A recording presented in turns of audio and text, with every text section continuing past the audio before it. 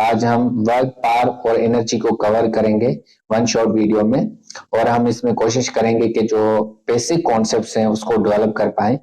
और उसके बाद ये जैसे ही चैप्टर कंप्लीट होगा, यानी कि ये वन शॉट वीडियो आप देखेंगे कॉन्सेप्ट्स के ऊपर, उसके बाद हम इसके ऊपर क्वेश्चंस का भी एक वीडियो बनाएंगे जो कि आपके लिए डीकेट और ईकेट के लिए वो क्वेश्चंस बहुत ही इंपॉर्टेंट होंगे।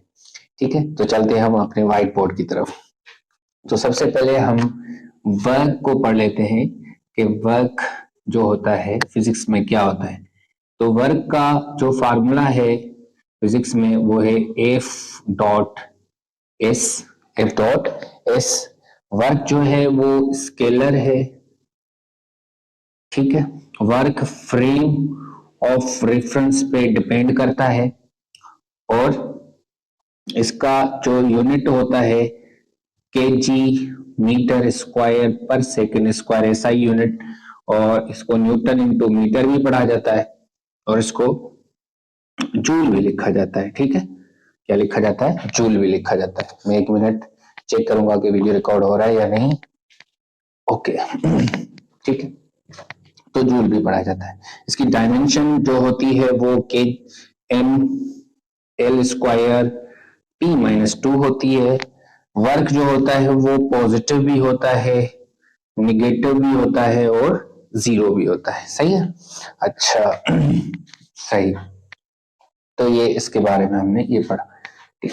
और उसके बाद अगर हम देखें कि ये तो वर्क यहाँ पे, कि ये वर्क का फार्मूला, और उसके बाद अगर हमें छोटा सा वर्क डन निकालना हो तो उसके लिए D W F dot D S, ठीक है, समझ में आ रहा है? एफ डॉट डी एस छोटा सा ये C F dot D S, समझ में आया बेटा? अच्छा, इसके अलावा अगर हम यहाँ पे देखें कि अगर ये डिस्प्लेसमेंट वेक्टर है और ये वाला हमारा फोर्स वेक्टर है, और यहाँ पे थीटा डिग्री है एंगल, तो अगर हम इसका एस के अलोंग कंपोनेंट निकालें तो वो एफ पैरेलल किसको? डिस्प्लेसमेंट वेक्टर को, ठीक है ना। एफ पैरेलल जो होगा वो एफ मॉड कॉस थीटा होगा। क्या होगा? F mod cos theta. सही है, समझ में आ रहा है? ओके, तो अगर इसको हम लिखना चाहें तो वर्क डन, वर्क किसके बराबर होगा? F mod S mod cos theta. यहां हम इसको लिखना चाहें तो work parallel component of a force along the displacement vector along the s vector into displacement, ठीक है, into displacement। मतलब ये याद रखना है कि ये पैरेलल कंपोनेंट, अगर ये पैरेलल है एस वेक्टर को तो वर्क पॉजिटिव होगा, अगर उसके अपोजिट में एस वेक्टर को अपोजिट में है तो ये वर्क निगेटिव होगा। सही है, ओके, क्लियर है। उसके बाद अगर हम यहाँ पे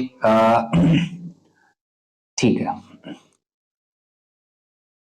ये हमारे पास ये वर्क की डेफिनेशन पूरी हो गई।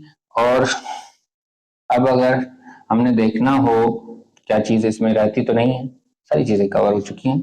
चलिए ठीक है, तो कुछ स्पेशल केसेस देख लेते हैं। स्पेशल केसेस, ठीक है, स्पेशल केसेस ये हैं कि अगर theta greater than or equal to 0 हो और less than or equal to 90 degree हो तो फिर जो है वर्क कैसा आता है? पॉजिटिव आता है। सही, ये स्पेशल केस 1। और दूसरा, अगर थीटा ग्रेटर देन 90 है और less than or equal to 180 है तो वर्क कैसा होगा? निगेटिव। और अगर थर्ड केस में अगर थीटा इक्वल टू 90 डिग्री है तो वर्क कैसा आएगा? 0। वर्क कैसा आएगा बेटा? 0 आ जाएगा वर्क। सही है, 0 वर्क आ जाएगा। क्लियर है ये बात? सही है, ओके। जैसे मिसाल के तौर पर अगर यहाँ पे पेंडुलम है और ये पेंडुलम है, इसको यहाँ पे हम छोड़ रहे हैं, यहाँ से रिलीज कर रहे हैं, और पूछा जा रहा है कि find the work done by the tension. ठीक है, तो टेंशन कैसे लगेगी बेटा? ऊपर लगेगी, और ये ऐसे ऐसे हो जाएगा, ठीक है ना। तो डिस्प्लेसमेंट एस वेक्टर ये किधर होगा? डीएस किधर होगा? डीएस वेक्टर इधर होगा। टेंशन और डीएस के दरमियान एंगल देखे तो कितनी हो रही है? 90 हो रही है। कितनी हो रही है? 90 हो रही है। तो इसलिए यहाँ पे D W equal to T D S cos 90 degree, और कॉस 90 डिग्री हो रही है तो ये 0 हो जाएगा। तो हमारे पास जो डी डब्ल्यू आएगा या जो वर्क आएगा वो कितना आएगा, 0 आएगा। टेंशन की वजह से जो वर्क आएगा पेंडुलम पे वो क्या आएगा, 0 आएगा। अब ये वर्क अगर टेंशन का 0 आ रहा है, इसका ये मकसद नहीं है कि टेंशन का यहाँ पे कोई रोल प्ले नहीं हो रहा है, नहीं, टेंशन नहीं होती तो ये इसकी डायरेक्शन चेंज ना होती। टेंशन यहाँ पे क्या कर रहा है, डायरेक्शन को चेंज कर रहा है। ऐसे ही काफी सारे केसेस अगर देख लें तो मिसाल के तौर पर यहाँ पे सन है, और सन क्या कर रहा है कि यहाँ पे अर्थ जो है ये अर्थ ये गोल गोल घूम रही है। वैसे ये बिल्कुल सच बात नहीं है कि गोल गोल घूमती है, इलिप्टिकल पाथ में घूमती है, पर अगर हम इसको अज्यूम कर ले ये गोल गोल घूम रही है और यहाँ पे लग रही है ग्रेविटेशनल फोर्स, ठीक है, और ये ऐसे सही एस एस का डीएस है, डीएस वेक्टर इधर है, तो ग्रेविटेशनल फोर्स की वजह से अर्थ पे जो वर्क हो रहा है वो कितना हो रहा है, 0, क्योंकि एंगल कितनी हो रही है बेटा, 90 डिग्री। तो यहाँ पे भी वर्क जो आएगा ड्यू टू ग्रेविटेशनल फोर्स वो कितना आएगा, 0 आएगा। समझ में आ रहा है? ओके, क्लियर है ये चीजें? आप स्क्रीनशॉट लेना चाहें तो ले सकते हैं। ओके, आगे चलते हैं।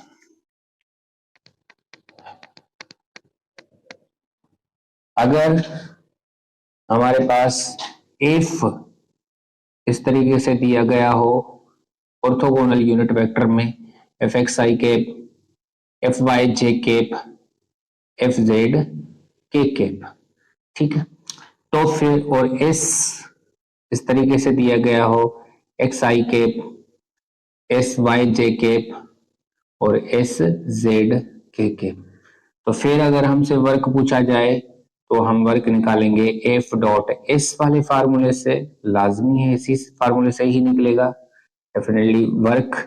एफ क्या आएगा, X plus F Y J cap और F Z K cap dot S X I cap, इसको मैं मिटा रहा हूं, S Y J cap S Z K cap, ठीक है।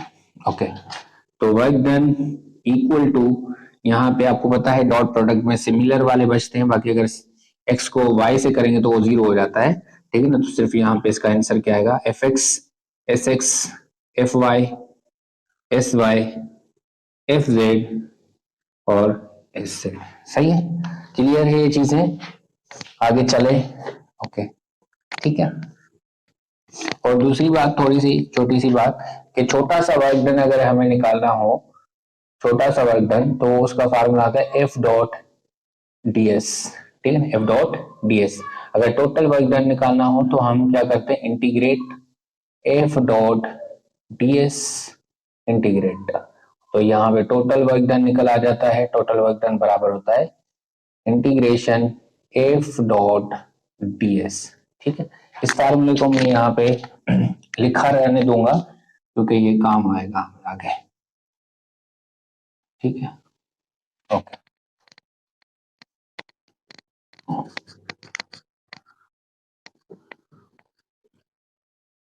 चलिए अब वर्क निकालेंगे हम ड्यू टू वेरिएबल फोर्सेस। अच्छा, इसमें एक और छोटी सी चीज है कि अगर देखें वर्क में ये है एफ डॉट डीएस, ये डीएस किस चीज का है, ये जो डीएस हमने पढ़ा है, ये डी डब्ल्यू यहाँ पे लिखा है, ये जो डीएस है ये डीएस किसका है, यानी कि जो डीएस हो रहा है यहाँ, अगर मैं इसको ऐसे लिखूं एफ डॉट एस वेक्टर, तो ये जो एस वेक्टर है यहाँ डिस्प्लेसमेंट है वो किसका है, बॉडी का डिस्प्लेसमेंट है, बॉडी का डिस्प्लेसमेंट है या किसी और चीज का है। तो देखिए इसको थोड़ा सी मिसाल समझते हैं।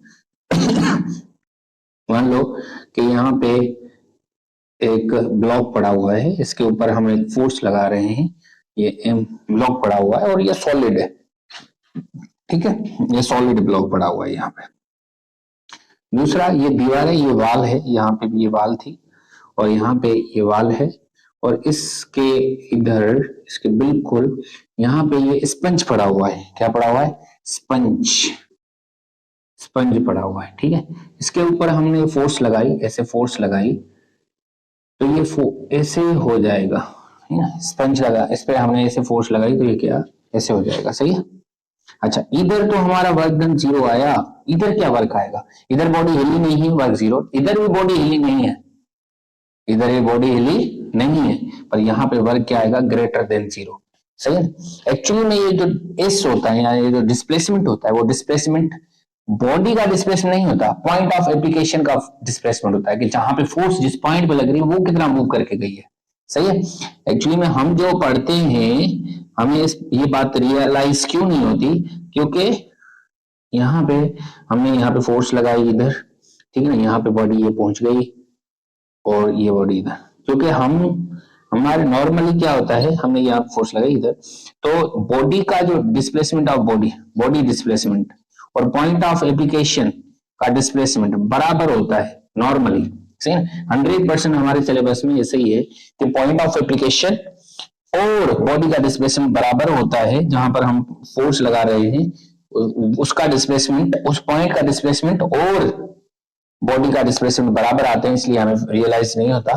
पर कॉन्सेप्ट इसके पीछे ये है कि एक्चुअली में ये डीएस किसका है, डीएस किसका है, पॉइंट ऑफ एप्लीकेशन का है, या ये एस डिस्प्लेसमेंट किसका है, पॉइंट ऑफ एप्लीकेशन का है, एप्लीकेशन, सही है, point of application of force, ठीक है, समझ में आ रहा है, ओके। चलिए एक दफा देख लें कि वीडियो रिकॉर्ड हो रहा है या नहीं, ओके क्लियर है, आगे चलते हैं। अब हम वर्क जो पढ़ेंगे, work due two variable forces की वजह से पढ़ेंगे, work due two variable force की वजह से, सही है।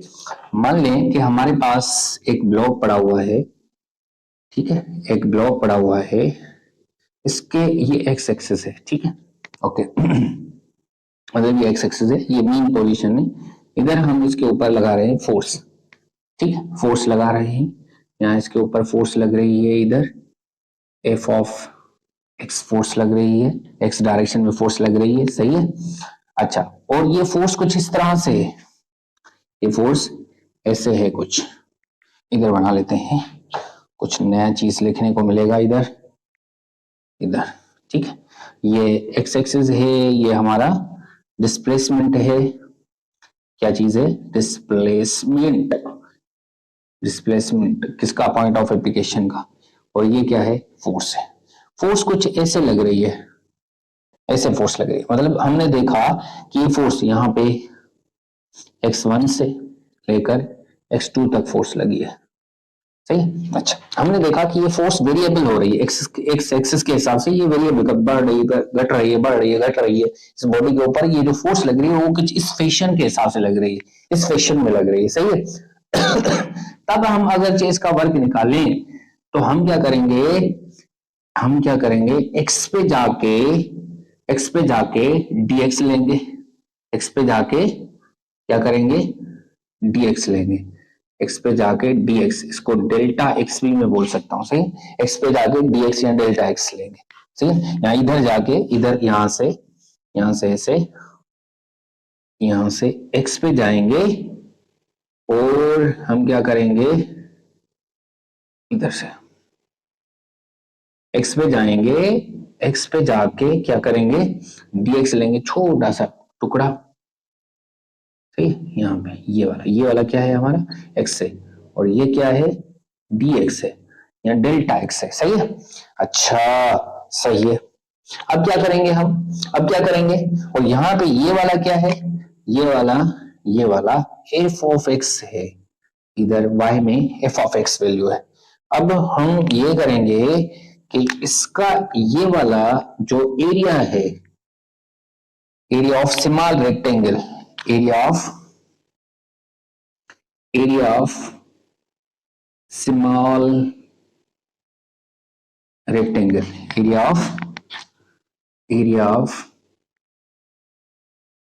Of small rectangle, small rectangle, ये निकालेंगे, हमने निकालना इसका एरिया, तो यहाँ पे लेंथ की F of x into dx। अरे भाई ये क्या है, ये तो वर्क है, ये तो क्या है, ये तो छोटा सा वर्क है, देखें ये वाला, ये क्या है, ये तो छोटा सा वर्क है, ये तो भाई DW है, क्या है DW, ये तो वर्क आ गया। मतलब एरिया ऑफ स्मॉल रेक्टेंगल, हम इस रेक्टेंगल का छोटा सा एरिया, इस रेक्टेंगल का एरिया ले रहे हैं तो वर्क आ रहा है। मतलब इसका छोटा, इस स्मॉल रेक्टेंगल का एरिया लेने पे ये क्या आ रहा है, वर्क आ रहा है। मतलब एरिया हमें क्या दे रहा है, area gives you what, area gives you what, area under किसके, ऐसे लिखो, area under fx curve gives you what, gives you what, क्या दे रहा है भाई, ये तो वर्क दे रहा है, क्या दे रहा है, वर्क दे रहा है। ओ माय गॉड, वाह वाह जबरदस्त, अच्छा सही है। पर मुझे ये तो छोटा वर्क आया है, तो मुझे ज्यादा वर्क चाहिए, सब वर्क चाहिए, टोटल वर्क चाहिए। तो मैं क्या करता हूं, अगर मैं ये टोटल वर्क मुझे चाहिए तो मुझे ऐसे एरिया ऑफ स्मॉल रेक्टेंगल, ऐसे मुझे बहुत सारे रेक्टेंगल बनाने पड़ेंगे, बहुत सारे रेक्टेंगल क्या बनाने पड़ेंगे, ऐसे बहुत सारे रेक्टेंगल बना के छोटे छोटे छोटे छोटे छोटे छोटे इसमें तोड़ के, इस पूरे को तोड़ के छोटे छोटे रेक्टेंगल्स में फिर जोड़ूंगा तो मुझे टोटल वर्क डन मिल जाएगा। क्या मिल जाएगा, टोटल वर्क डन। समझ में आ रहा है कि नहीं, यस सर आ रहा है, गुड। मतलब मुझे ऐसे बहुत सारे पीसेस बनाने पड़ेंगे, ऐसे बहुत सारी स्ट्रिप्स काटनी पड़ेंगी, बहुत सारी ऐसी छोटी छोटी स्ट्रिप्स मुझे बहुत सारी काटनी पड़ेंगी ऐसी, समझ में आया कि नहीं, ऐसी बहुत सारी स्ट्रिप्स काटनी पड़ेंगी और फिर उन सारे स्ट्रिप्स का एरिया जो है मुझे निकाल के उसको जोड़ना पड़ेगा। इन सारी स्ट्रिप्स का एरिया निकाल के मुझे क्या करना पड़ेगा, जोड़ना पड़ेगा। और छोटा छोटा छोटा एरिया हमें क्या देता है, छोटा छोटा वर्क दे रहा है, और छोटा छोटा वर्क निकाल के हम टोटल वर्क निकालेंगे। उन सारे छोटे छोटे वर्क्स को क्या करेंगे, जोड़ करेंगे, जमा करेंगे, सही ना, जमा करेंगे, ऐड करेंगे और मुझे टोटल वर्क डन मिल जाएगा। इसका मकसद क्या हुआ, इसका मकसद क्या हुआ कि यहाँ पे ये हमारे पास एक स्टेप है, ये दो स्टेप है, ऐसे कई स्टेप्स निकाल के हमने कितनी स्टेप्स निकाली, n स्टेप्स निकाली। क्या निकाली, n स्टेप्स। तो मुझे अगर टोटल वर्क डन चाहिए, क्या चाहिए, टोटल वर्क डन चाहिए, तो एरिया, टोटल एरिया निकालना पड़ेगा इस कर्व के अंडर, fx कर्व के अंदर जो टोटल एरिया है वो मुझे निकालना पड़ेगा, ये टोटल एरिया, सही है। तो टोटल एरिया निकालना पड़ेगा, क्या निकालना पड़ेगा, total area under fx curve, ये निकालना पड़ेगा। और टोटल एरिया मुझे मिलेगा कैसे, मैथमेटिकली अगर मैं इसको लिखूं तो मैं लिखूंगा limit n tends to infinity. इतने मैंने ये पीसेस काटे हैं, यहाँ पे तो आपको कुछ नजर आ रहे होंगे पर ये बहुत पतले पीसेस काटने पड़ते हैं। इतने ज्यादा पीसेस काटूंगा, इतने ज्यादा ये स्टेप्स होंगी कि ये इन किसको टेंड करेंगी, इंफिनिटी को। और फिर उन सारे पीसेस को क्या करूंगा, ये समीशन साइन होती है सिग्मा, ठीक है ना, कैपिटल सिग्मा, और फिर ये i इक्वल टू 1 से लेकर n तक जाएंगे। और फिर यहाँ पे किसको जोड़ूंगा, छोटे छोटे वर्क, और वर्क छोटे छोटे कैसे निकाले जाते हैं, fx dx, और ये i और ये i, ठीक है, इसको ऐसे कहा जाता है। और इसको ऐसे भी लिख सकते हैं fx dx x1 से लेकर x2 जोड़ने का इंटीग्रेशन बोला जाता है, सही है। समझ में आया कि अगर मुझे वर्क निकालना है वेरिएबल फोर्सेस की वजह से, तो फिर जो एरिया अंडर कर्व आता है, fx कर्व आता है, वो सारा अगर निकालोगे तो टोटल वर्क डन निकल आ जाएगा। क्या निकल आ जाएगा, अगर टोटल वर्क डन निकालना चाहते हो तो क्या करना पड़ेगा, fx dx करना पड़ेगा। क्या करना पड़ेगा, fx dx। समझ में आया, क्लियर है। एक दो सवाल करेंगे तो समझ में आ जाएगा। इसका स्क्रीनशॉट लेना चाहो तो ले लो, बुक खोल के रखना, ये वाला फार्मूला वहां से बिल्कुल एज इट इज आप बुक आपके सामने होना चाहिए, ठीक है, तो क्लियर हो जाएंगी चीजें। अब एक क्वेश्चन है कि ये वर्क, ये हमारे पास एक ग्राफ दिया गया है और पूछा गया है ये क्या है, x है और ये f ऑफ x है, और हमसे पूछा गया है कि इसका वर्क निकालो। वेरिएबल फोर्स है, ये जो है ये 5 न्यूटन है और ये वाला 10 न्यूटन है, ये मीटर में है और ये न्यूटन में है, सही। और हमसे पूछा गया कि वर्क फाइंड करें। यहाँ पे ये 1 मीटर है या ये 2 मीटर है, सही है, 1 मीटर बोल दो इसको, चलो 2 मीटर बोल देते हैं, लग नहीं रहा पर मान लेना जस्ट, ठीक है। और ये क्या है, 4 मीटर है, सही। अब पूछा गया कि वर्क फाइंड करें, क्या फाइंड करें, एक दफा हमने देख लो उसको, ये काम कर रहा है, ओके रिकॉर्ड हो रहा है, सही। अब वर्क फाइंड करना है, तो यहाँ पे ये देखें, ये वाला शेप, इस कर्व के नीचे वाला, ये वाला इस कर्व के नीचे वाला ये वाला एरिया निकाल लूंगा, टोटल एरिया निकालूं तो मुझे टोटल वर्क डन मिल जाएगा। ये वाला ये वाला अगर मुझे क्या मिल जाएगा, ये वाला, यहां से ये वाला मुझे क्या मिल जाएगा, एरिया मिल जाएगा। तो मुझे क्या मिल जाएगा, एक्चुअली मुझे क्या मिल जाएगा, मुझे भाई वर्क डन मिल जाएगा, टोटल वर्क डन मिल जाएगा, ये सही ना। अब ये वाला शेप थोड़ा सा पहचानो, ये शेप कैसा है, इस शेप को बोला जाता है, ये वाला ऐसे वाला शेप, इस शेप को बोला जाता है, ये इसको बोला जाता है ट्रेपेजियम। क्या बोला जाता है, ट्रेपेजियम, सही है। इसका एरिया निकालने का फार्मूला होता है, एरिया ऑफ ट्रेपेजियम, इसका निकालने का फार्मूला होता है, क्या होता है फार्मूला, ये होता है sum of parallel sides multiply height divide by 2, सही है। अब पैरेलल साइड्स कौन सी हैं, एक ये है और हाइट ये है, ये हाइट है, सही है। अब यही क्या होगा हमारे पास, टोटल वर्क डन होगा, टोटल वर्क डन यही होगा, सही है, क्लियर है। टोटल वर्क डन मुझे निकालना है, work done total is equal to sum of parallel side, भाई ये कितनी है 5 और ये कितनी है 10, 5 और ये 10, सही है। और हाइट इसकी कितनी है, यानी कि यहां से लेकर यहां तक ये हो गई 2 डिवाइड बाय 2 ने 2 को मार दिया। वर्क डन टोटल कितना आया, वर्क डन टोटल आया 15 जूल, कितना आया 15 जूल, समझ में आया, क्लियर है, ओके। इसको करने का एक और भी तरीका है कि आप इस शेप को और भी तोड़ दो, इसको ऐसे, इसमें ऐसे तोड़ दो। अब 2 शेप हो गए, अगर एक ट्राइंगल और एक ये रेक्टेंगल। अगर मुझे क्या निकालना है, टोटल वर्क डन निकालना है, तो मुझे टोटल एरिया निकालना पड़ेगा, टोटल एरिया निकाल, और टोटल एरिया में एक ट्राइंगल आ रहा है, area of triangle plus area of rectangle, ये जोड़ना पड़ेगा, इन दोनों को जोड़ना पड़ेगा, तो मुझे टोटल वर्क डन मिल जाएगा।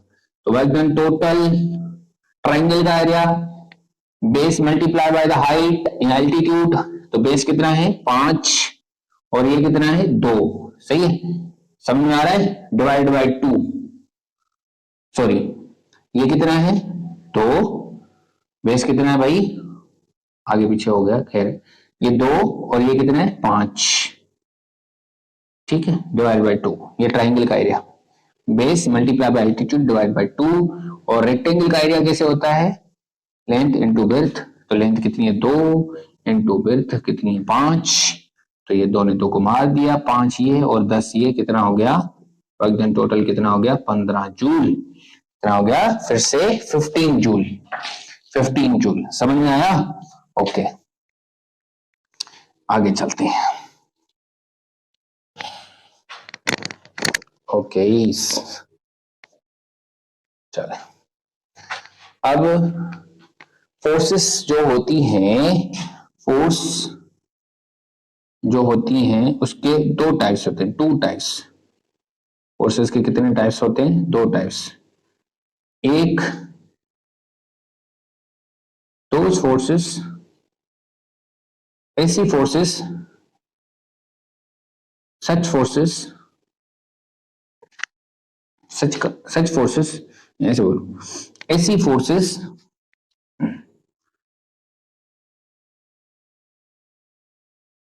those forces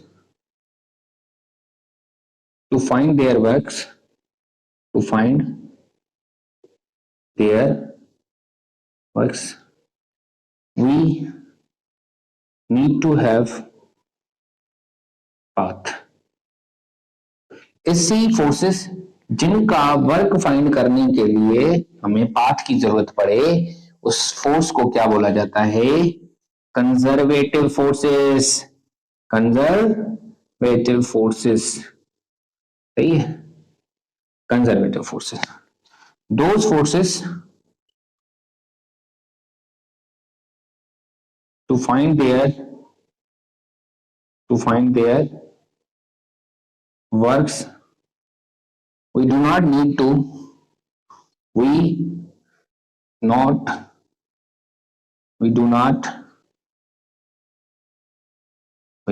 do not need to have path, हमें पाथ की जरूरत ना पड़े। ऐसी फोर्सेस जिनका वर्क निकालने के लिए पाथ की जरूरत ना पड़े, तो ऐसी फोर्सेस को क्या बोला जाता है? Non conservative force. सही, नॉन कंजर्वेटिव फोर्स। इसमें जैसे फ्रिक्शन आ जाता है, सही, और इसमें जैसे हमारे पास जो है coulomb force, spring force, gravitational force, ये आप लिख लीजिएगा। कूलम फोर्स में शॉर्टकट में लिख लेता हूँ, gravitational force, spring force, etc., ठीक है ना, हम ये पढ़ेंगे हमारे सिलेबस में, ठीक है, समझ में आया? और दूसरी बात, कंजर्वेटिव फोर्सेस का जो वर्क होता है वो पाथ में डिपेंड नहीं करता। एक तो बात ये हो गई। दूसरी बात, कंजर्वेटिव फोर्स का वर्क क्लोज पाथ में जीरो हो जाता है। मतलब अगर मैं यहाँ पे हूं, घूम के फिर वापस आ गया, सर्कुलर में वापस आ गया, तो मेरा वर्क क्या हो जाएगा? जीरो हो जाएगा, सही ना, क्लोज पाथ में। या यहाँ से मैं स्टार्ट हुआ, यहाँ से वापस आते हुए यहाँ पे आ गया, तो मेरा वर्क क्या हो जाएगा? For conservative force. Non conservative forces के लिए बात नहीं है, कंजर्वेटिव फोर्सेस के लिए बात है कि क्लोज पाथ में फिर से वापस उसी जगह पे आ जाओगे, तो कंजर्वेटिव फोर्स के लिए वर्क क्या हो जाएगा? इस क्लोज पाथ में जीरो हो जाएगा। सही है, समझ में आया? ओके, क्लियर है। इसको थोड़ा सा और भी देख लेते हैं, एलाबोरेट कर लेते हैं, आपको एक एग्जांपल के थ्रू समझाते हैं, समझ में आ जाएगा आपको। हम चले एक कंजर्वेटिव फोर्स का वर्क निकालते हैं। कंजर्वेटिव फोर्स में कौन सी फोर्स? ग्रेविटेशनल फोर्स उठा रहे हैं, और दूसरी इस तरफ एक नॉन कंजर्वेटिव फोर्स उठा रहे हैं, और उसमें हम फ्रिक्शन फोर्स उठा रहे हैं, और वेरीफाई करना चाहते हैं कि वाकई वर्क पाथ पे डिपेंड करता है या नहीं करता।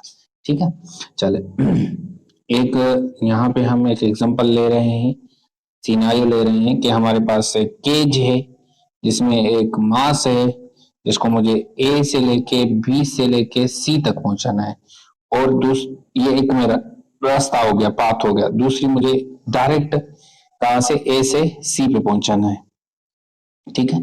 तो एक मुझे वर्क निकालना है ए टू बी, बी टू सी वाला, और दूसरा मुझे वर्क निकालना है कौन सा?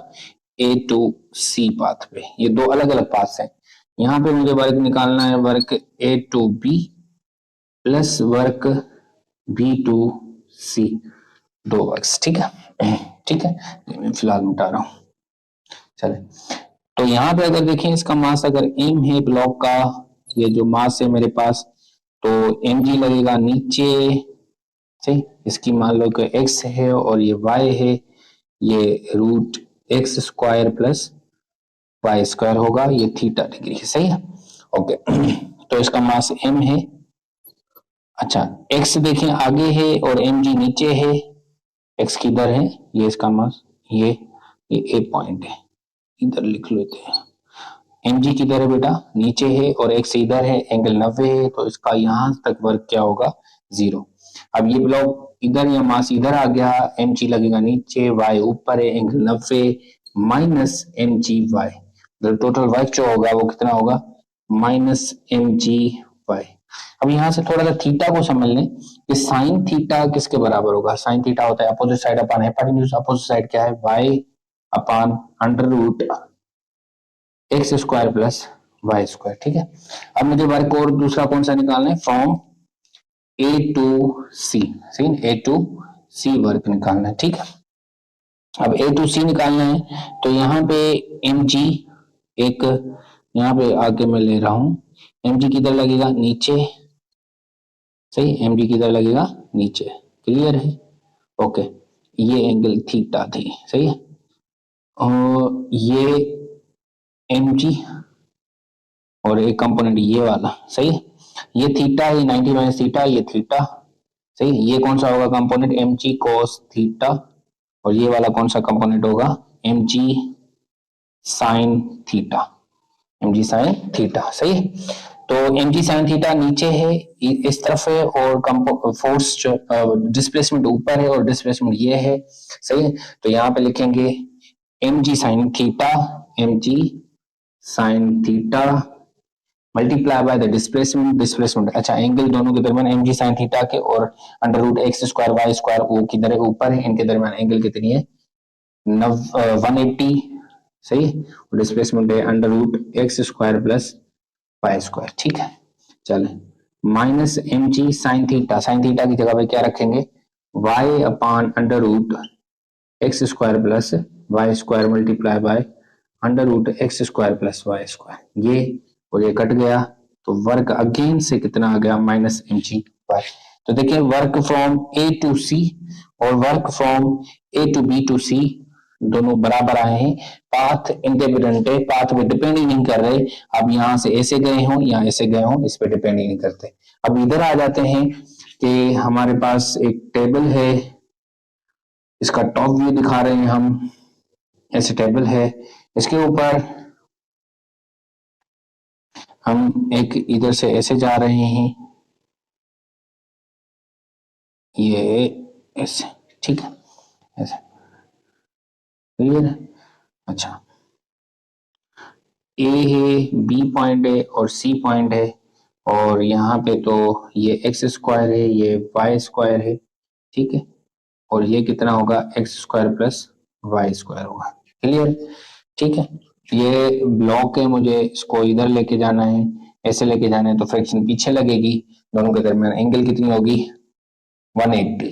ठीक है, मुझे वर्क क्या निकालना है, वर्क ए टू बी और बी टू सी निकालना है। सही, ये टॉप व्यू है, कौन सा है, टॉप व्यू टेबल का। सही, तो मैं इधर डिस्प्लेसमेंट मेरा किधर होगा, ये एक्स स्क्वायर कहां से लिखा, एक्स है, डिस्प्लेसमेंट मेरा एक्स इधर है, तो फ्रिक्शनल फोर्स किधर होगी, इधर होगी, दोनों के दरमियान एंगल 90, और कोफिशिएंट ऑफ फ्रिक्शन कोई म्यू है इधर, तो यहाँ पे होगा, यहाँ पे minus mu m g, displacement कितना हो रहा है, एक्स, और यहाँ पे minus mu m g, displacement कितना हो रहा है, वाई, तो ये क्या होगा, minus mu m g x plus y. ये इतना वर्क हो रहा है, कहां से, A to B, B to C. अब वर्क मुझे निकालना है ए टू सी, तो फ्रिक्शन पीछे लगेगी, डिस्प्लेसमेंट आगे होगा, माइनस म्यू एम जी, और डिस्प्लेसमेंट कितना है, x square plus Y square. अब यहाँ पे देखें, ये और ये दोनों बराबर नहीं है। सही है, क्यों नहीं है बराबर, क्योंकि ये नॉन कंजर्वेटिव फोर्स है और ये कंजर्वेटिव फोर्स है। इस कंजर्वेटिव फोर्स में वर्क पाथ पे डिपेंड नहीं कर रहा है, चाहे आप यहाँ से ऐसे जाओ या यहाँ से ऐसे जाओ, और इसमें आप इधर से इधर गए हो तो ये वर्क मिला है, और इधर से इधर गए हो तो ये वर्क मिला है, यानी कि यहाँ पे पाथ पे वर्क डिपेंड कर रहा है और यहाँ पे पाथ पे डिपेंड नहीं कर। तो ऐसी फोर्सेस जिनका वर्क पाथ पे डिपेंड करता है उसको नॉन कंजर्वेटिव बोलते हैं, और ऐसी फोर्सेस जिनका वर्क पाथ पे डिपेंड नहीं करता उसको क्या बोलते हैं, कंजर्वेटिव फोर्सेस। तो आगे अभी हम पढ़ेंगे क्या, फ्रिक्शन, पोटेंशियल एनर्जी। जी, तो नेक्स्ट हमारा टॉपिक है पोटेंशियल एनर्जी। क्या चीज, पोटेंशियल एनर्जी, पोटेंशियल एनर्जी। अब इसके बारे में मैं इसको थोड़ा सा साइड में लिख लेता हूं, potential energy, potential energy, potential energy scalar quantity है। दूसरा एसआई यूनिट जूल है, ठीक है, और ये define only for conservative forces, conservative forces के लिए डिफाइन हुई है, और ये depends upon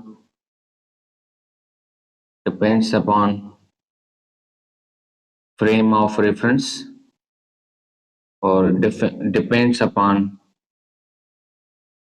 reference point. Reference point और फ्रेम ऑफ रेफरेंस अलग चीज है, समझाएंगे आप, ठीक है। और ये पॉजिटिव, नेगेटिव और जीरो सब हो सकती है, ठीक है। ये चीजें आपने नोट करनी है इसमें, क्लियर है। SI स्केलर है, SI यूनिट जूल है, define only for conservative forces, depends upon frame of reference, depend upon reference point और पॉजिटिव नेगेटिव जीरो कुछ भी हो सकती है, ठीक है। चलिए अब समझते हैं कि पोटेंशियल एनर्जी है क्या। पोटेंशियल एनर्जी है क्या, ठीक है। अब पोटेंशियल एनर्जी जो है ना, वो जो कंजर्वेटिव फोर्सेस का जो वर्क होता है उसको इजी करता है। ये एक कॉन्सेप्ट है जो कि कंजर्वेटिव फोर्सेस का जो वर्क होता है उसको इजी करता है टाइम के लिहाज से, सही ना। क्या करता है, कंजर्वेटिव फोर्स का वर्क निकालने के लिए एक कॉन्सेप्ट है, इजी करता है कंजर्वेटिव फोर्स का वर्क निकालना, ठीक है ना, टाइम के लिहाज से। और ये पोटेंशियल एनर्जी किसी पॉइंट की होती है, किसी किसी पोजीशन की होती है, किसी जगह की होती है और किसी सिस्टम की होती है, सही है। ऐसे मिसाल के तौर पर यहाँ पे अगर मैं बताऊं आपको कि एक पॉइंट यहाँ है, ठीक है ना, और एक पॉइंट यहाँ है, इस पॉइंट को मैंने ए रखा और इस पॉइंट को मैंने बी बोला, ठीक है। अब मैं इस पॉइंट पे, इस जगह पे, इस पॉइंट की, इस पोजीशन की, इस जगह की पोटेंशियल एनर्जी अलग होगी और इस पॉइंट की, इस पोजीशन की, इस जगह की पोटेंशियल अलग होगी, सही। इस जगह की अलग होगी, इस जगह की अलग होगी, ठीक है। अच्छा दूसरी बात, ऐसे मिसाल से समझो कि मिसाल के तौर पर मैं पहाड़ पे चला जाऊं, ठीक है ना, मैं यहाँ पे ग्राउंड पे हूँ और मैं अगर एक पहाड़ पे चला जाता हूँ, माउंटेन पे, ठीक है ना, चला जाता हूँ, तो मैं ऐसा मुझे फील होता है कि मैं कुछ थोड़ा सा स्ट्रांग हो गया हूँ ग्रेविटी के टर्म्स में, ठीक है, मेरे पास कुछ एक्स्ट्रा चीज आ गई है। जब मैं अपने आप को वहां से रिलीज करूंगा, तो जब मैं ग्राउंड पे गिर रहा हूँ तो मेरे में काइनेटिक एनर्जी आ जाएगी बहुत ज्यादा, सही है ना, काइनेटिक एनर्जी आ जाएगी, सही है, मतलब मेरी स्पीड होगी बहुत ज्यादा जब मैं ग्राउंड पे गिर रहा हूँ। तो ये काइनेटिक एनर्जी कहां से आई, कोई तो चीज है जिसने मेरे ऊपर वर्क किया, कहां से तो मेरे पास एनर्जी आई। वो जो एनर्जी है उस एनर्जी को क्या बोला जाता है, पोटेंशियल एनर्जी, सही है। ग्राउंड पे होता हूं तो वो काइनेटिक एनर्जी मुझे नहीं मिलती, पर मैं जितना ऊपर जाता हूं तो मुझे मेरी जो काइनेटिक एनर्जी है, मैं जब ग्राउंड पे गिर रहा हूँ तो मेरे पास एक काइनेटिक एनर्जी आ जाती है, ठीक है ना, क्या आ जाती है, काइनेटिक एनर्जी। वो काइनेटिक एनर्जी कहां से आती है, वो वर्क कहां से होता है मेरे ऊपर, वो वर्क, वो जो एनर्जी आती है उस एनर्जी को क्या बोला जाता है, पोटेंशियल एनर्जी, सही। अब ये इस बात पे डिपेंड नहीं करती कि आप पहाड़ पे या माउंटेन पे आप कैसे चढ़े हैं, पहाड़ के रास्ते से चढ़े हैं, किसी जो है एरोप्लेन से उतरे हैं उसके ऊपर, या किसी भी तरीके से गए हैं, वो इस बात पे डिपेंड नहीं करता। ऐसा तो नहीं है कि मैं अगर पहाड़ के रास्ते पे गिरूंगा तो मेरी काइनेटिक एनर्जी ज्यादा होगी, और मैं अगर जो है माउंट किसी एरोप्लेन से उसी जगह पे उतरा हूं तो फिर क्या होगी, मेरी एनर्जी अलग होगी। जब काइनेटिक एनर्जी गिर रहा हूँ तो मेरी कुछ कम हो जाएगी, ऐसे तो नहीं होता। इस बात पे डिपेंड ही नहीं करता कि मैं किस रास्ते से गया हूं, यानी कि ए पॉइंट से बी पॉइंट तक, ए से बी पॉइंट तक मैं कैसे गया हूं इस बात पे डिपेंड ही नहीं करता। मैं ऐसे गया हूं, किस चीज से गया हूं, किस रास्ते से गया हूं, इस बात पे डिपेंड ही नहीं करता। वो काइनेटिक एनर्जी इस बात पे ही डिपेंड नहीं करती कि मैं किस रास्ते से गया हूं, ठीक है।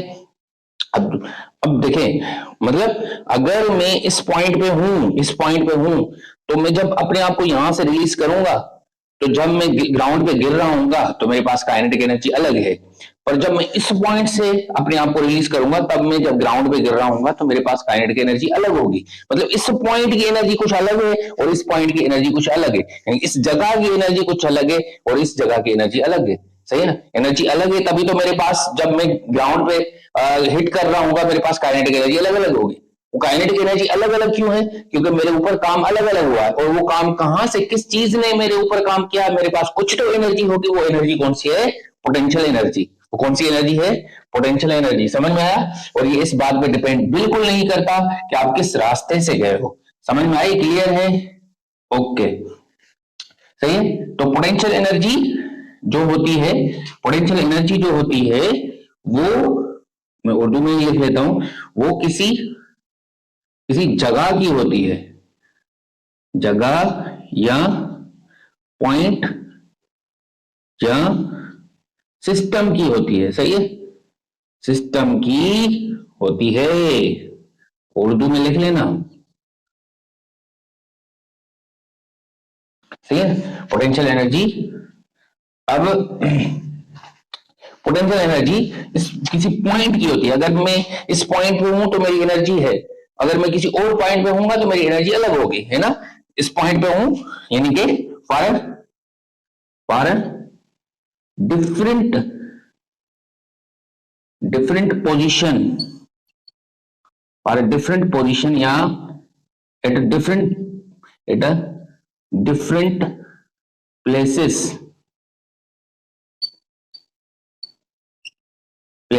या different configuration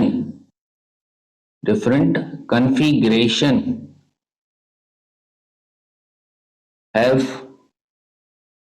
different potential energy.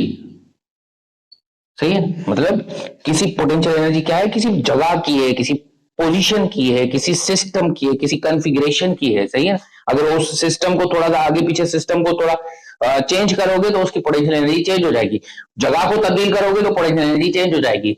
सही है, पोजीशन को चेंज करोगे तो पोटेंशियल एनर्जी चेंज हो जाएगी। कॉन्फ़िगरेशन मतलब उसमें थोड़ी सी सेटिंग में थोड़ा सा आगे पीछे कर दोगे, उस सिस्टम की सेटिंग को थोड़ा आगे पीछे कर दोगे, तभी क्या हो जाएगा, उसकी पोटेंशियल एनर्जी चेंज हो जाएगी। मतलब इस जगह की पोटेंशियल एनर्जी अलग होगी और इस जगह की पोटेंशियल एनर्जी अलग होगी, और ये इस बात पे डिपेंड नहीं करता कि आप किस रास्ते से गए हैं। सही है ना, it doesn't depend upon that at which path you have to go from A to B. सही है ना, किस रास्ते से गए हो इस बात पे डिपेंड नहीं करता, किस रास्ते से गए हो ये लिखने की नहीं, आप खुद नोट कर लेना, ठीक है।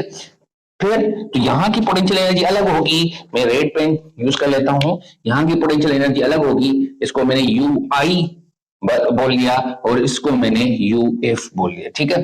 अब ये बात depend, U F minus you I करोगे, चाहे इधर से ऐसे गए, चाहे इधर से ऐसे गए, चाहे सीधा गए, इसका डिफरेंस जो होगा इस बात पे बिल्कुल डिपेंड नहीं करेगा कि आप किस रास्ते से गए हो। डिफरेंस हमेशा क्या आएगा, कांस्टेंट आएगा। क्या आएगा, कांस्टेंट आएगा। क्लियर है ये बात। अब पोटेंशियल एनर्जी को कैसे डिफाइन किया गया, कि work done by conservative forces negative of change of potential energy, ज्यादा तो मैं ऐसे लिख लेता हूं, change of potential energy is equal to negative of work done by conservative forces। ठीक है, ऐसा क्लियर है ये बात। ओके, अब ये जो हमारा न्यू बुक है जो सिंध बोर्ड का, उसमें ये अवेलेबल चीज है, पर जो ओल्ड बुक है उसमें अवेलेबल नहीं है, पर कॉन्सेप्ट तो वही है। सही है, हमें तो बेसिक कॉन्सेप्ट को लेना है। क्लियर है ये बात। ओके, अब देखिए मैं इसको ऐसे भी तो लिख सकता हूं, work done by conservative force negative of change of potential energy, clear है ये। देख लूं माइक को, रिकॉर्डिंग को, और ओके सही है, ठीक है। अब negative of work done by conservative forces is u minus U F minus you i, work done by conservative forces is equal to you I minus you f. ठीक है, क्लियर है। ओके गुड, सही है। अच्छा तो ये ऐसे हो गया, ठीक है। अब इस बात को समझते हैं हम कि ये जो वर्क डन, ये जो पोटेंशियल एनर्जी है, ये सिर्फ कंजर्वेटिव फोर्सेस के लिए क्यों डिफाइन है, नॉन कंजर्वेटिव फोर्सेस के लिए क्यों नहीं डिफाइन करते।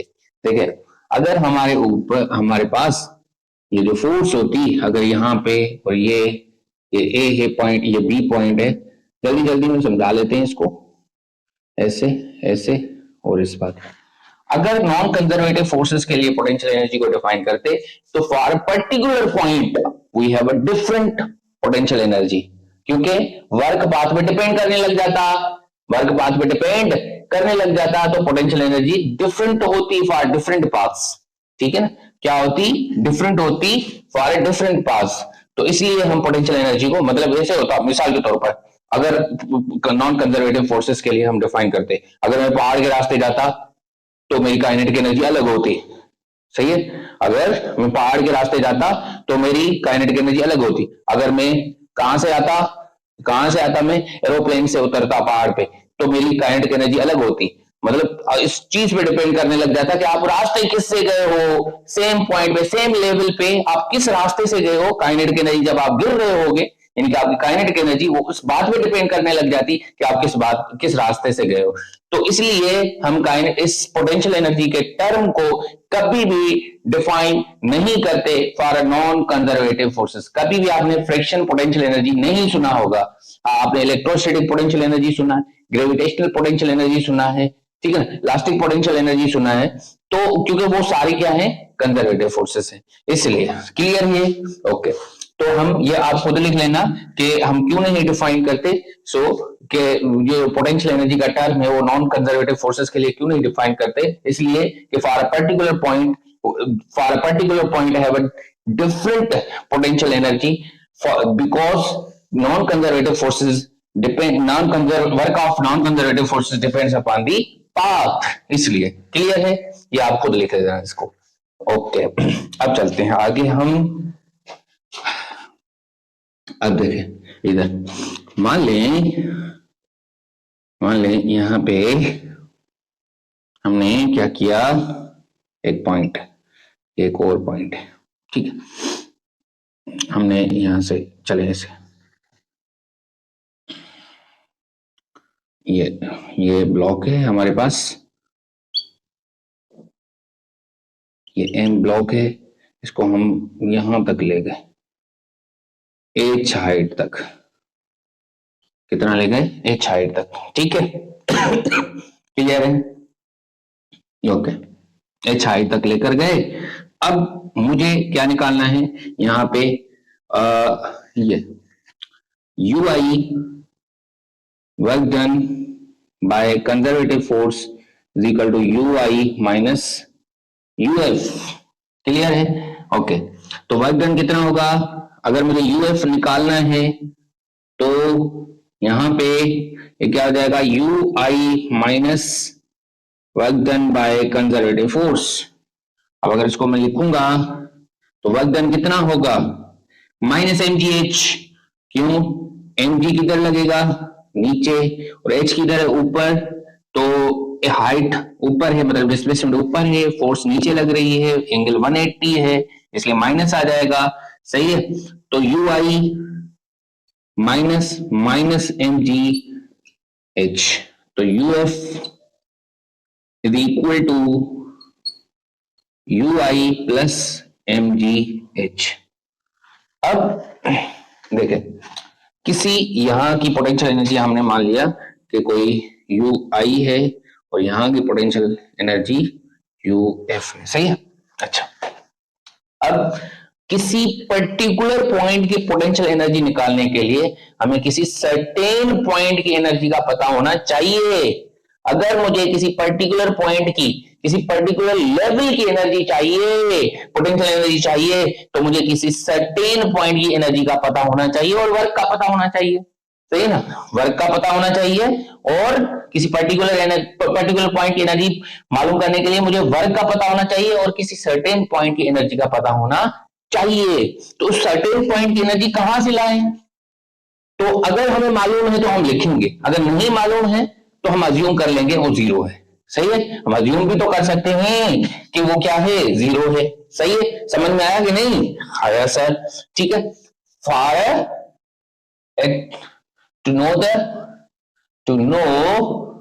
टू फाइंड, ऐसे लिख ले, to find the potential energy for a particular point, क्या चीज, particular point, we need to have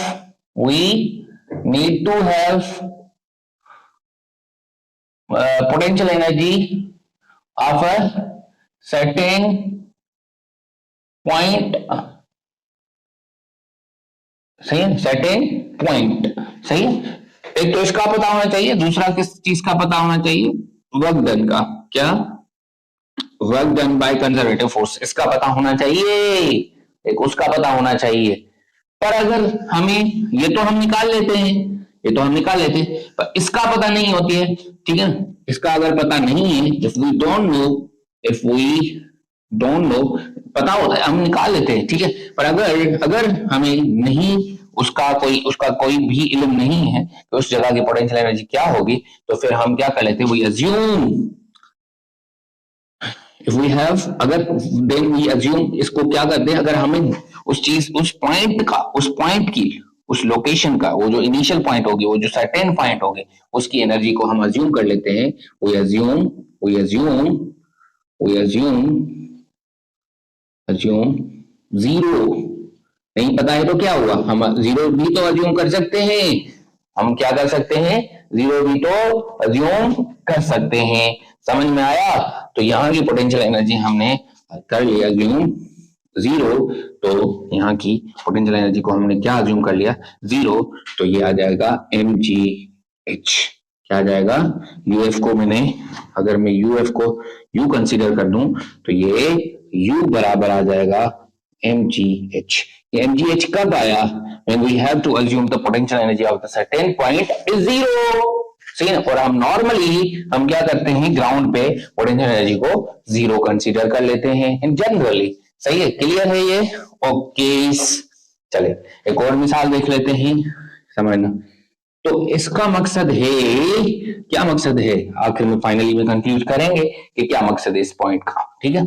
अच्छा अब सुने, सुने इधर सुने, इस सारी पॉइंट को कंक्लूड करना है। एक ब्लॉक इधर पड़ा है और एक हमारे पास टेबल पड़ी है, क्या पड़ी है, टेबल, सही। ये ब्लॉक हमने यहां पे फिर रखा, यही सेम ब्लॉक, यही सेम ब्लॉक हमने यहां पे रखा, और फिर यही ब्लॉक हमने यहां पे भी रखा, ठीक, इधर रखा। अब इस ब्लॉक को थोड़ा सा पतला कर दें, मोटा हो गया, और ये टेबल भी थोड़ी सी खराब हो गई, इसको भी खूबसूरत बना लेते हैं, ठीक है। हल तो इतनी खूबसूरत बनी नहीं है, पर फिर भी अच्छी है ये ब्लॉक, सही। अच्छा ये ब्लॉक पड़ा हुआ, चले अब मान लेते हैं कि ये वाली जो हाइट है, ये वाली हाइट h है, कितनी है h, और ये वाली हाइट जो है ये 2h है, कितनी है 2h। अगर यहाँ की पोटेंशियल एनर्जी को आप जीरो अज्यूम कर रहे हो, तो यहाँ की पोटेंशियल एनर्जी, इस लेवल की पोटेंशियल एनर्जी क्या होगी, इस लेवल की पोटेंशियल एनर्जी क्या होगी, mgh, और इसकी कितनी होगी 2mgh। अच्छा अगर इस जगह की पोटेंशियल एनर्जी को आप, रेफरेंस पॉइंट है जहां की पोटेंशियल एनर्जी को जीरो मान रहे हो, जिस पॉइंट की पोटेंशियल एनर्जी को, जिस लेवल की पोटेंशियल एनर्जी को जीरो अज्यूम कर रहे हो, उस पॉइंट को रिफरेंस पॉइंट बोला जाता है। क्या बोला जाता है, रिफरेंस पॉइंट। समझ में आया? अगर पोटेंशियल एनर्जी इस जगह की, इस लेवल की पोटेंशियल एनर्जी को आपने जीरो किया, पहले इस लेवल को जीरो किया था, इस पॉइंट को, इस लोकेशन को, इस जगह की पोटेंशियल एनर्जी को जीरो माना था। अब कहां की लेवल और किस पॉइंट की और किस जगह की पोटेंशियल एनर्जी को जीरो अज्यूम कर रहे हो, इस जगह की, सही है, ui अज्यूम कर रहे हो जीरो, ठीक है। तो फिर यहां की पोटेंशियल एनर्जी क्या हो जाएगी, -mgh, और फिर यहां की पोटेंशियल एनर्जी क्या हो जाएगी, mgh। हमने ये देखा कि if you are changing the reference point, if you are changing the reference point, the potential energy will be changed, the potential energy will be changed। अगर यहाँ की पोटेंशियल एनर्जी को आपने जीरो माना, रेफरेंस पॉइंट आपने यहाँ ली, तो यहाँ की पोटेंशियल एनर्जी कितनी आई, mgh, और यहाँ की कितनी आई 2mgh। अगर यहाँ की रेफरेंस पॉइंट को आपने यहाँ पे रेफरेंस पॉइंट ले ली, तो इधर 2mgh जब आ रहा था, जब यहाँ पे रेफरेंस पॉइंट ली थी, अब यहाँ पे कितना आ रहा है mgh। पर एक बात हमें समझ में आ रही है कि इसका और इसका डिफरेंस, यानी 2mgh से जब mgh माइनस करोगे तो क्या आएगा, mgh, क्या आएगा, mgh, और यहां से ये वाला माइनस करोगे तब भी mgh, यहां से ये वाला माइनस करोगे तब भी mgh, और यहां से ये वाला माइनस करोगे तब भी mgh। समझ में आई बात सर कि डेल्टा यू पे कोई फर्क नहीं पड़ेगा, डेल्टा यू तो हमेशा mgh ही आ रहा है।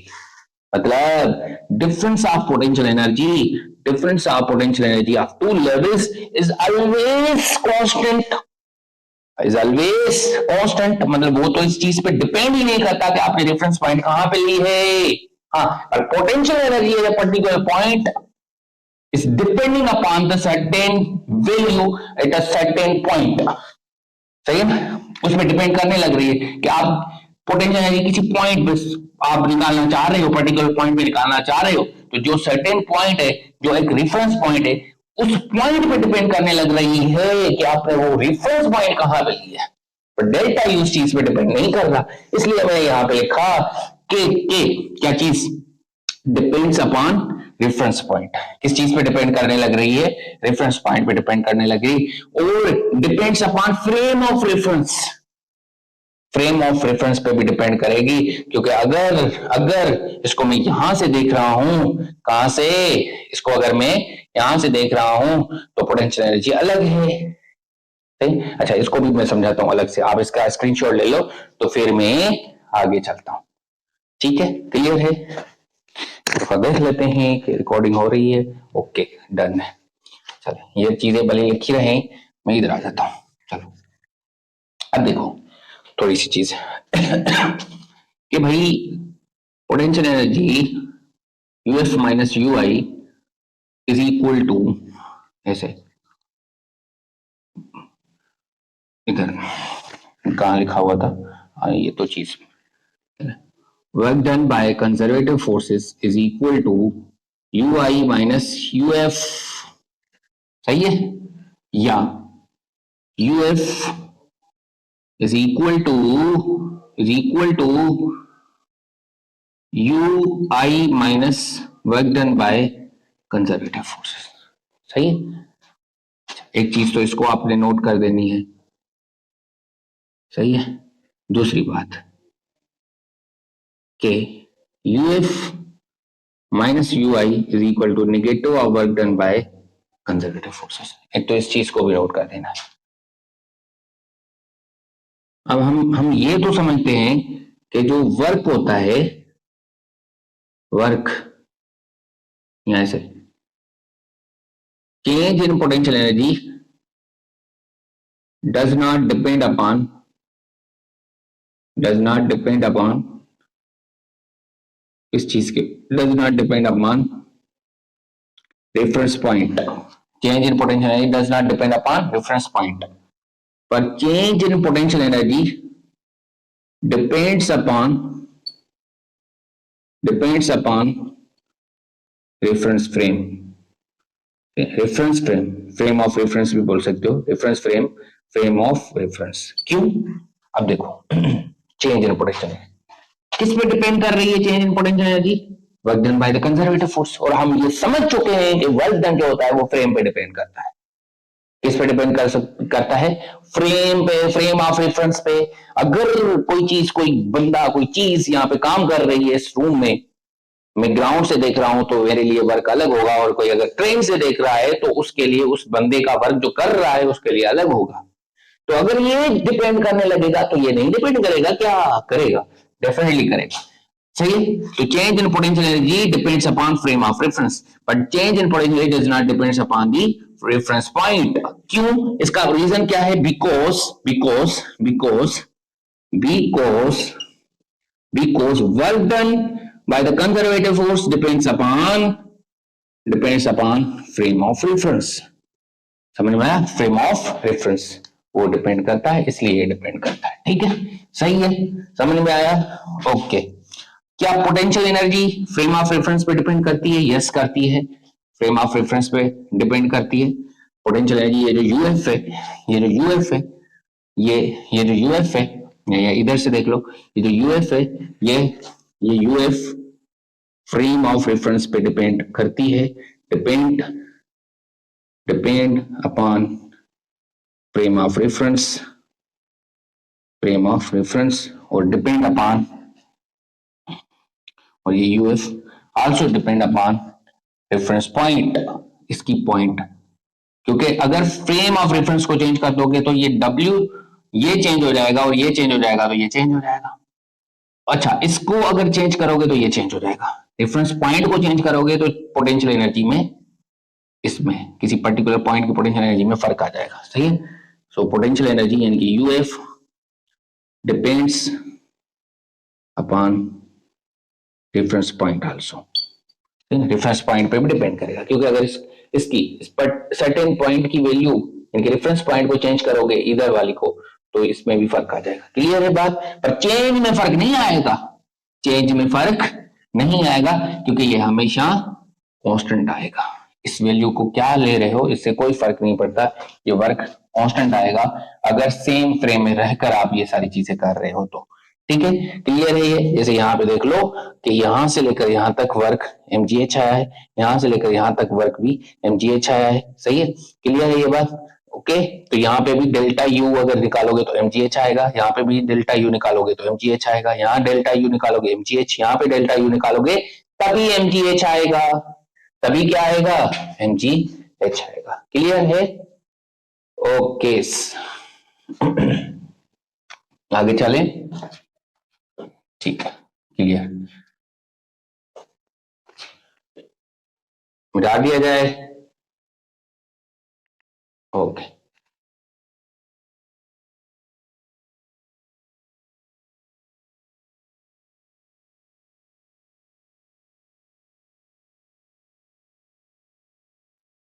चलो अब देखें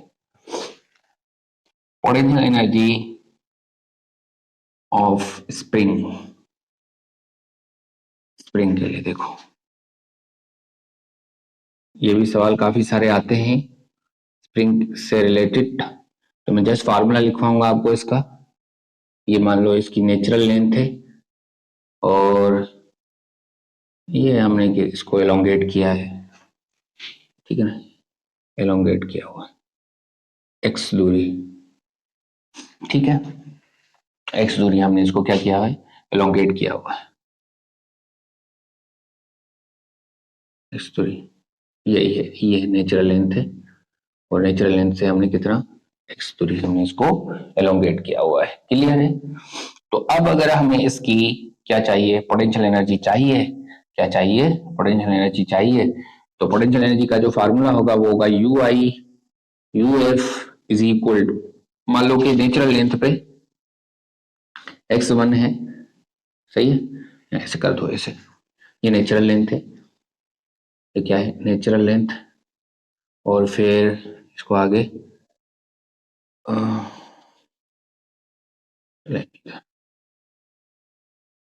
ये x1 है, ये नेचुरल लेंथ है और ये x2 है, ठीक है, ये क्या है? x2 है। तो इसकी पोटेंशियल एनर्जी हम निकालेंगे UI minus UF is equal to 1/2 k x1 square minus 1/2 k x2 square. ठीक है, क्लियर है? इसका जो चेंज इन पोटेंशियल एनर्जी आएगा वो हमेशा नेगेटिव आएगा क्योंकि x2 देखें बड़ा है किससे? x1 से। क्लियर? ओके, अब देखें, अब क्या है कि हमें क्या चाहिए कि अच्छा x हमेशा कहां से लेंगे? x always measured from natural length. अच्छा, नेचुरल लेंथ अलग है, मीन पोजीशन अलग है, यहाँ इक्विलिब्रियम पोजीशन अलग है, सही है, वो बताएंगे आपको। x always measured from natural length, सही है। अच्छा, x कहां से मेजर किया जाएगा? नेचुरल लेंथ से मेजर किया जाएगा, ठीक है। अब हमें क्या चाहिए? हमें तो भाई ये तो डेल्टा यू है, हमें तो किसी पर्टिकुलर पॉइंट, यानी कि ऐसे समझो कि हमें तो किसी कॉन्फ़िगरेशन की चाहिए। ये मान लो ये जब नेचुरल लेंथ पे था नेचुरल लेंथ पे था और ये ऐसे और फिर ऐसे, ठीक है। हमें एक ये सिस्टम है हमारे पास और एक ये सिस्टम है हमारे पास, सही। यहाँ की पोटेंशियल एनर्जी हमने शुरुआत में मानी यू आई और इसकी मानी हमने यू एफ, सही है, यू। हमें ये यू चाहिए, क्या चाहिए, यू चाहिए, सही। अब यहाँ ये इनिशियल पोटेंशियल एनर्जी और ये वाली क्या है, फाइनल है, क्लियर। ये वाली क्या है, फाइनल है, क्लियर है, ओके। अब हमें क्या चाहिए, पोटेंशियल एनर्जी चाहिए, पोटेंशियल एनर्जी चाहिए, ठीक है। अब देखो क्या कि ये जो ऐसे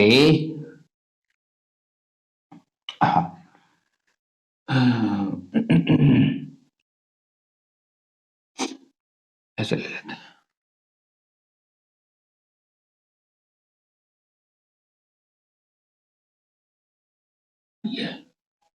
ये ये x1 ले लेते हैं और ये वाला क्या लेते हैं, x2 ले लेते हैं, सही, क्लियर। ये x1 ले लेते हैं और ये वाली x2 ले लेते हैं। हमें तो ये वाली चाहिए, ये वाली कॉन्फ़िगरेशन, इसकी पोटेंशियल एनर्जी चाहिए। चलो देखते हैं। अब हमने क्या कंसीडर किया कि x1 जो है उसको आप ले लो 0, क्योंकि नेचुरल लेंथ पे है। x1 को क्या ले लोगे, 0। तब ui ठीक है, x1 को 0 ले लिया और x2 को हम यहां से कितना दूर गए, x गए, ठीक है। तो x दूरी गए और x2 को क्या ले लो, आप ले लो x ले लो, सही, क्लियर। जब x1 को हमने 0 लिया उस वक्त हमने इस वाली पोटेंशियल इनिशियल पोटेंशियल, क्योंकि हमें कहीं पे तो 0 अज्यूम करनी पड़ेगी, तो इस वाली कॉन्फ़िगरेशन जब नेचुरल लेंथ पे था तो हम 95% हम क्या ले लेते हैं कि जब नेचुरल लेंथ पे होगा तो उसकी स्प्रिंग की पोटेंशियल एनर्जी क्या होगी, 0 होगी। जब x1 पे था तब spring potential energy, initially potential energy system की कितनी है, 0, क्लियर। अब क्या है, x2 को हमने x कंसीडर किया, तब जो उसकी फाइनल पोटेंशियल एनर्जी को हमने क्या ले लिया, u, क्या ले लिया, u, सही है। अच्छा, अब इधर इसमें वैल्यू पुट करेंगे, एक ui कितना 0 माइनस uf की जगह पे u 1/2 k, x1 की जगह पे क्या पुट करेंगे 0 माइनस 1/2 k, x2 की जगह पे क्या पुट करेंगे x स्क्वायर, ठीक है। तो ये माइनस, ये पूरा टर्म 0, तो minus 1/2 k x square, minus ने माइनस को मार दिया, u is equal to 1/2 k x square. तो ये हमें किसी पर्टिकुलर जो है कॉन्फ़िगरेशन की पोटेंशियल एनर्जी मिल गई, सही है, समझ में आया। इस पे सवाल कर लेते हैं एक दो, स्क्रीनशॉट लेना चाहो तो भले ले लो, सही है। वरना नहीं तो, अगर ऐसा नहीं है तो फिर क्या होगा कि जो पोटेंशियल एनर्जी आएगी, अगर आप किसी जो एक्चुअल होगी तो आप उसको कैसे करोगे, अगर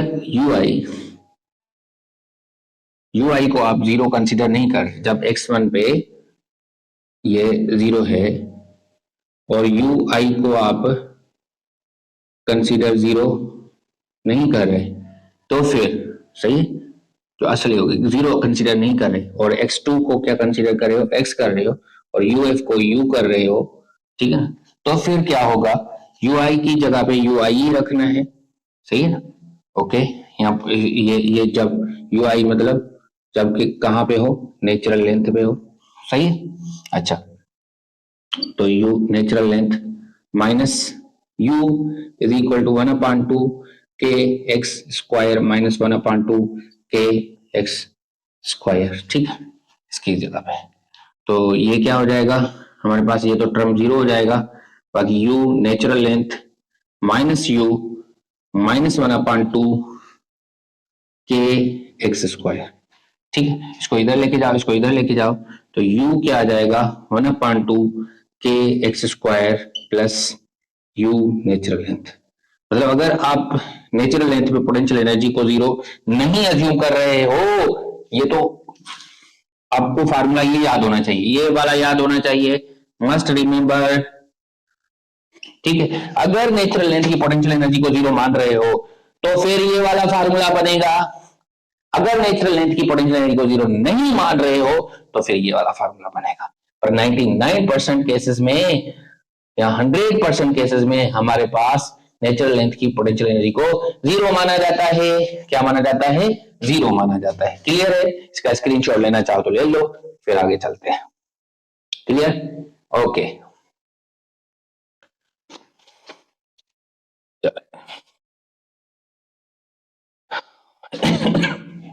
ये वाला फार्मूला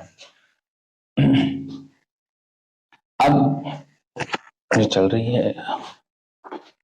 ओके, डन। चलिए अब देखें, अब अगर हमारे पास एक सवाल है कि कोई स्प्रिंग है, उसको हम नेचुरल लेंथ से 1 मीटर दूरी पे एलोंगेटेड था, 1 मीटर से 2 मीटर पे लेके गए। कहां से? x इक्वल टू 1 मीटर से x इक्वल टू 2 मीटर पर लेकर गए। कहां से? 1 मीटर से 2 मीटर पे लेके गए। सही है ना? 1 मीटर से 2 मीटर पे लेके गए, 1 मीटर से 2 मीटर पे लेके गए। मतलब ये इनिशियली यहाँ पे था और फिर ये इधर 1 मीटर से 2 मीटर पे लेके गए, तो पोटेंशियल एनर्जी क्या आएगी? Same delta u. तो हमने कहा u I minus you f equal to you I minus U F is equal to क्या आएगा? यू आई 1/2 के x1, x1 की वैल्यू क्या है? 1 स्क्वायर माइनस 1/2 के x2 की वैल्यू क्या है? 2 स्क्वायर। सही है? समझ आया?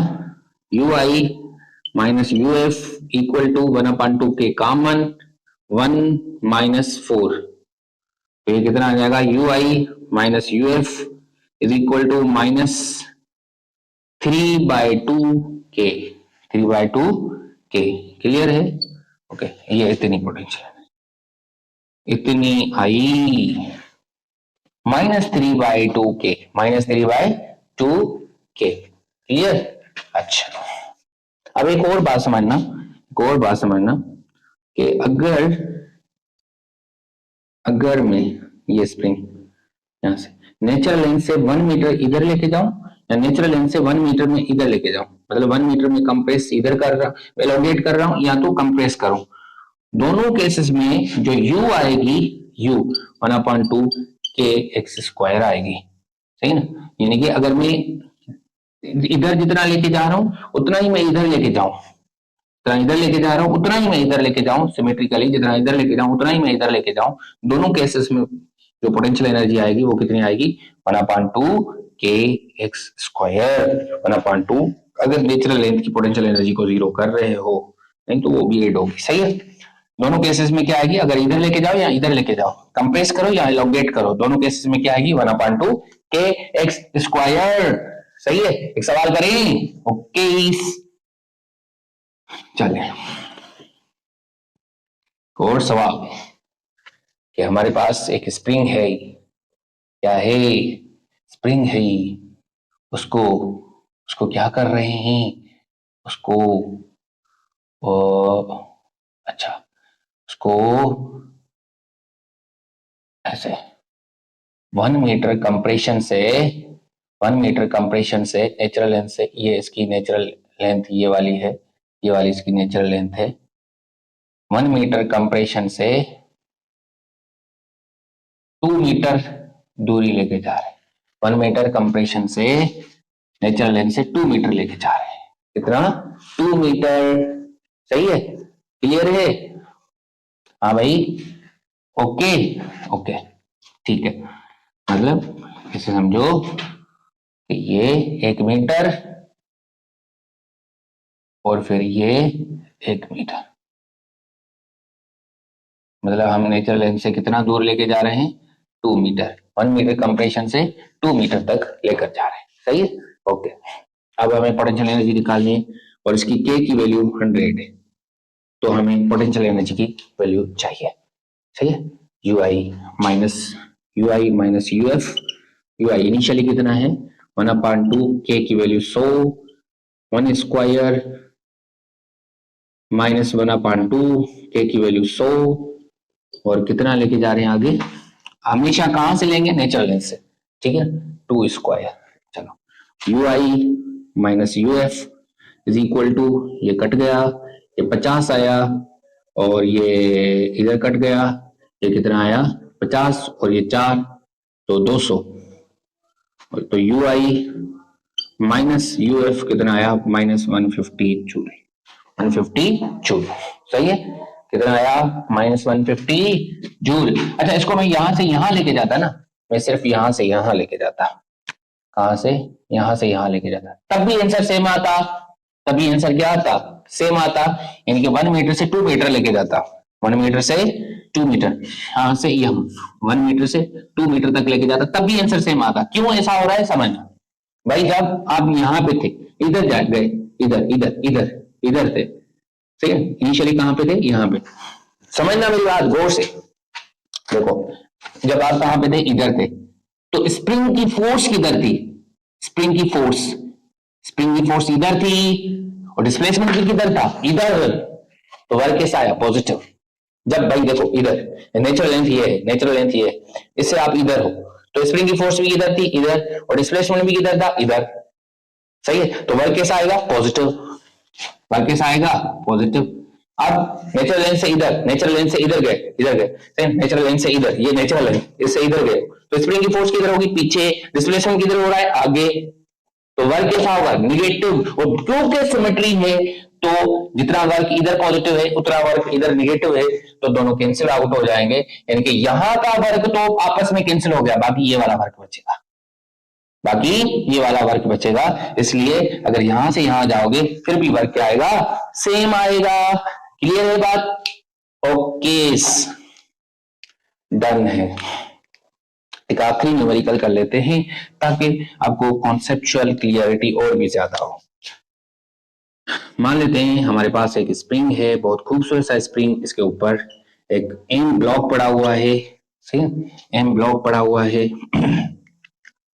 ये इसकी नेचुरल लेंथ थी, ये क्या थी, नेचुरल लेंथ थी, ये एक्स कितना दबा है, कितना कंप्रेस हुआ है वो निकालना है, सही है। अब देखो ये इसकी इक्विलिब्रियम पॉइंट है, ये इसकी इक्विलिब्रियम लेवल है, ये अभी इक्विलिब्रियम में है, इक्विलिब्रियम मतलब नेट फोर्स जीरो, जितनी नीचे फोर्स उतनी ऊपर फोर्स, ठीक है ना, ये नेचुरल लेंथ थी स्प्रिंग की, अगर ये नहीं होता ब्लॉक तो स्प्रिंग यहाँ पे होता, क्योंकि वजन पड़ा हुआ है उसकी वजह से यहाँ पे आ गया, ये इसकी क्या है, इक्विलिब्रियम, इक्विलिब्रियम, समझ में आया, ये इसकी क्या है, नेचुरल लेंथ, समझ में आया, ओके। इसलिए इक्विलिब्रियम में और नेचुरल लेंथ हमेशा सेम हो ये लाजमी नहीं है, ये लाजमी नहीं है, वही बात मैं कह रहा था, ठीक है। अब देखो नीचे क्या लगेगा, एम जी, ऊपर क्या लगेगा, स्प्रिंग फोर्स केक्स, तो क्या इक्विलिब्रियम पे बराबर होते हैं, यस सर, तो x equal to m g, तो x कितना आएगा, x आएगा कितना आएगा, x आएगा एम जी बाय के, सर समझ रहे, समझ में आया, ओके सर, ओके सर। अब अगर हमें आपको पोटेंशियल एनर्जी निकालनी है, क्या निकालनी है, potential energy, natural energy, potential energy को जीरो मान लो, 1/2 के, एक्स की वैल्यू क्या है, एम जी बाय के, एम जी बाय के, तो यू इज इक्वल टू 1/2 के एम स्क्वायर जी स्क्वायर के स्क्वायर, ये आई पोटेंशियल एनर्जी। अगर वर्क पूछ लेता, वर्क पूछ लेता, ये तो स्प्रिंग की पोटेंशियल, अगर वर्क पूछ लेता, work done by the spring, work done bye spring, तो जस्ट इसका निगेटिव आ जाता, क्या आ जाता, जस्ट इसका निगेटिव आ जाता, मार्कर भी काम छोड़ रही है तो ले लेते हैं, चले सही है, क्लियर है। अच्छा अगर अगर अगर अगर हमसे टोटल एनर्जी पूछी जाती, क्या पूछी जाती, टोटल एनर्जी पूछी जाती, तो टोटल एनर्जी क्या होती, you of spring, you of gravity, समझ में आ रहा है, यस सर आ रहा है। स्प्रिंग की पोटेंशियल एनर्जी कितनी है, 1/2 एम जी, एम स्क्वायर जी स्क्वायर के स्क्वायर, वाह सर वाह, और भाई एम जी किधर है, नीचे, और एक्स, देखो देखो ये एम जी किधर है, नीचे, और एक्स भी किधर है, नीचे, सही, यहाँ पे mg नीचे लग रहा है, x भी कितना हुआ है, नीचे हुआ है, तो इसलिए mg और हाइट कितनी है, यहाँ की पोटेंशियल एनर्जी को हमने क्या मान लिया, 0 मान लिया। यहाँ की पोटेंशियल एनर्जी हम निकालना चाह रहे हैं, यहाँ की पोटेंशियल एनर्जी को हम निकालना चाह रहे हैं, ui minus uf is equal to negative of work done, sorry uf minus ui is equal to negative of work done by conservative forces, negative of work done by conservative forces, समझ में आ रहा है, uf minus ui equal to negative of work done by conservative force. भाई भूल गए हो क्या, देख लो फिर से, हमने ये पढ़ा था ना कि work done by conservative forces, work done by conservative forces is equal to negative of potential energy, सही है ना। तो फिर work done by conservative forces is equal to minus uf, इधर छोड़ो, माइनस uf माइनस ui, सही, और uf minus ui, सही है, समझ में आया कि नहीं, uf माइनस ये वाला पॉजिटिव, सही, ओके। तो ये हमारे पास क्या हो गया था, negative of work done by ui minus uf, ui minus uf, अगर इधर लेके आएंगे तो uf minus ui is equal to negative of work done by conservative forces, तो negative of work done by conservative forces, तो negative of work done by conservative forces, work done कितना हुआ है, नेगेटिव ऑफ वर्क डन, अच्छा ui कितना है, uf minus ui निकालना है ना, ui को तो हमने क्या माना है, 0, तो uf e u, सही, तो क्या है फाइनली कितनी है, negative of work done by conservative forces निकालो, minus M G H, H की जगह पे क्या रखोगे भाई, एच की जगह पे क्या रखोगे, कितना कितना कितना कितना वर्क वर्क वर्क, डिस्प्लेसमेंट कितना हुआ है, डिस्प्लेसमेंट हुआ है एक्स, एक्स कितना हुआ है, एम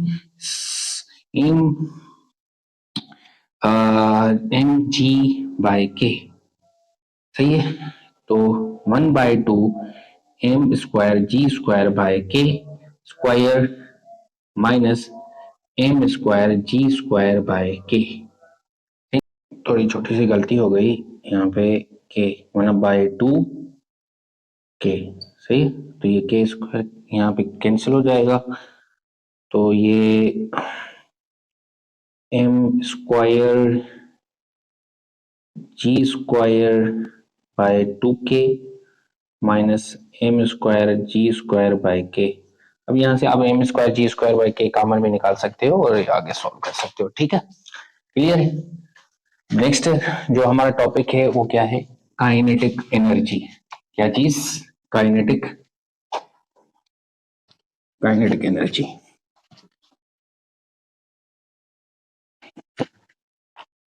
काइनेटिक एनर्जी, ठीक है,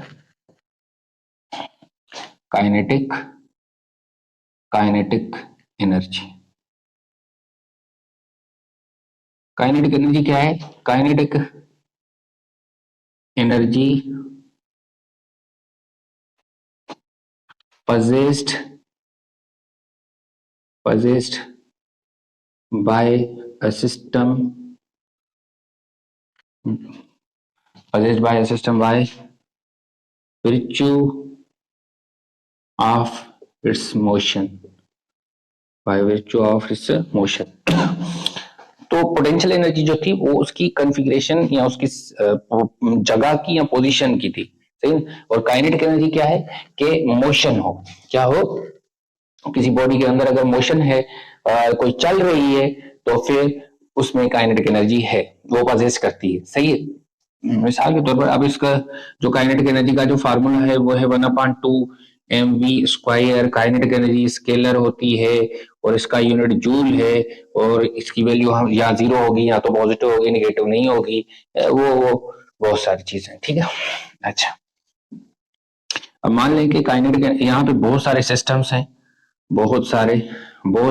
एक सिस्टम है जिसमें बहुत सारी बॉडीज हैं, ऐसे कोई किसका मास m1 है, v1 रफ्तार से चल रहा है, मास m2 है, v2 रफ्तार से चल रहा है, और ऐसे मास कोई m है मास और ये v1 रफ्तार से चल रहा है, तो जो काइनेटिक एनर्जी ऑफ सिस्टम होगी वो क्या होगी, 1/2 mv1 square plus 1/2 mv2 square और ये 1/2 mnvn स्क्वायर। ठीक है, सही है, क्लियर है, ओके। और ये काइनेटिक एनर्जी फ्रेम डिपेंडेंट है, फ्रेम ऑफ रेफरेंस डिपेंड करती है। दूसरी बात ये कि ये तब काइनेटिक एनर्जी ऑफ सिस्टम ये वाली तब होगी, ये वाली तब होगी जब v1 v2 v3 और ये सारे vn सेम फ्रेम से हो, सारे किस से हो, सेम फ्रेम से हो, तब ये वाला फार्मूला हो गया, सही है, सेम फ्रेम से हो, किससे हो, सेम फ्रेम से हो, तब ये फार्मूला एप्लीकेबल होगा। क्लियर, बस इतना ही है काइनेटिक एनर्जी में, और तो इसमें कोई नई चीज नहीं है। आगे चलते हैं, अब आते हैं हम वर्क एनर्जी थ्योरम के ऊपर। वर्क एनर्जी थ्योरम इस चैप्टर का बहुत इंपॉर्टेंट जो है, इंपॉर्टेंट कंपोनेंट है। वर्क एनर्जी थ्योरम क्या चीज, वर्क, इधर कर लेते हैं, work energy theorem, work energy theorem, work energy theorem. अब थोड़ा सा सिनेरियो ले लेते हैं ना, हम एक सिनेरियो ले लेते हैं, बाहर का रेट वाली भी उठा लेते हैं। चल रही है, ओके, कैमरा को देख लेते हैं, गुड है। एक सिनेरियो ले लेते हैं, मान लेते हैं कि यहाँ पे एक ब्लॉक है, थोड़ा सा बड़ा करके बना लेते हैं, खूबसूरत बना लेते हैं, खूबसूरत, खूबसूरती पे बड़ा ध्यान देते हैं आप, देना पड़ता है बेटे। चले, ये ब्लॉक ठीक है, और यहाँ पे ना एक लड़का भी बना लेते हैं जो कि लिफ्ट में ऊपर जा रहा है, और इसकी एक्सेलरेशन कोई a डैश है, और ये ब्लॉक भी ऊपर जा रहा है a एक्सेलरेशन के साथ। ऊपर एक फोर्स लग रही है, एक्सटर्नल फोर्स, इधर एक नीचे की तरफ इधर एक फोर्स लग रही है जिसको हम फ्रिक्शन फोर्स बोल रहे हैं, नॉर्मल लग रहा है, कोफिशिएंट ऑफ फ्रिक्शन म्यू है, ठीक है, और इधर स्प्रिंग फोर्स भी है, सही है, स्प्रिंग फोर्स भी है मतलब, और नीचे mg भी है, एक्सेलरेशन के अपोजिट में जो है सूडो फोर्स भी है, मतलब काफी सारी फोर्सेस हैं। तो अब थोड़ा ध्यान देना, यहाँ पे फ्रिक्शन, अब थोड़ा ध्यान देना। अगर मेरे पास कोई ब्लॉक पड़ा है, कोई ब्लॉक पड़ा हुआ है, उसके ऊपर मैं जब वर्क करता हूं, क्या करता हूं, वर्क करता हूं, मान लें कि मैंने इसके ऊपर फोर्स लगाई 10 न्यूटन, इसने क्या किया, डिस्प्लेसमेंट किया, क्या किया, डिस्प्लेसमेंट किया, यहां से लेकर यहां तक डिस्प्लेसमेंट इसने किया 10 मीटर, ठीक है। तो वर्क जब मैंने इसके ऊपर किया तो ये कितना आया, 100 जूल। ये 100 जूल इसने कहाँ किया, मैंने तो बॉडी के ऊपर वर्क किया, तो मैंने वर्क किया किसके ऊपर, बॉडी को, ये एनर्जी मैंने किसको दी, बॉडी को, बॉडी ने ये एनर्जी ले ली, पर ये एनर्जी लेके कहाँ की इसने, तो इसने ये एनर्जी लेके काइनेटिक एनर्जी में तब्दील कर दिया, काइनेटिक एनर्जी में इसने यूटिलाइज कर दिया, किसमें कर दिया, काइनेटिक एनर्जी। इसका मकसद ये हुआ, इसका मकसद ये हुआ कि जो भी वर्क आप किसी बॉडी के ऊपर करते हैं वो उसकी काइनेटिक एनर्जी को तब्दील करने में जाता है, किसमें जाता है, काइनेटिक एनर्जी को तब्दील करने में जाता है। समझ में आया, मतलब वर्क डन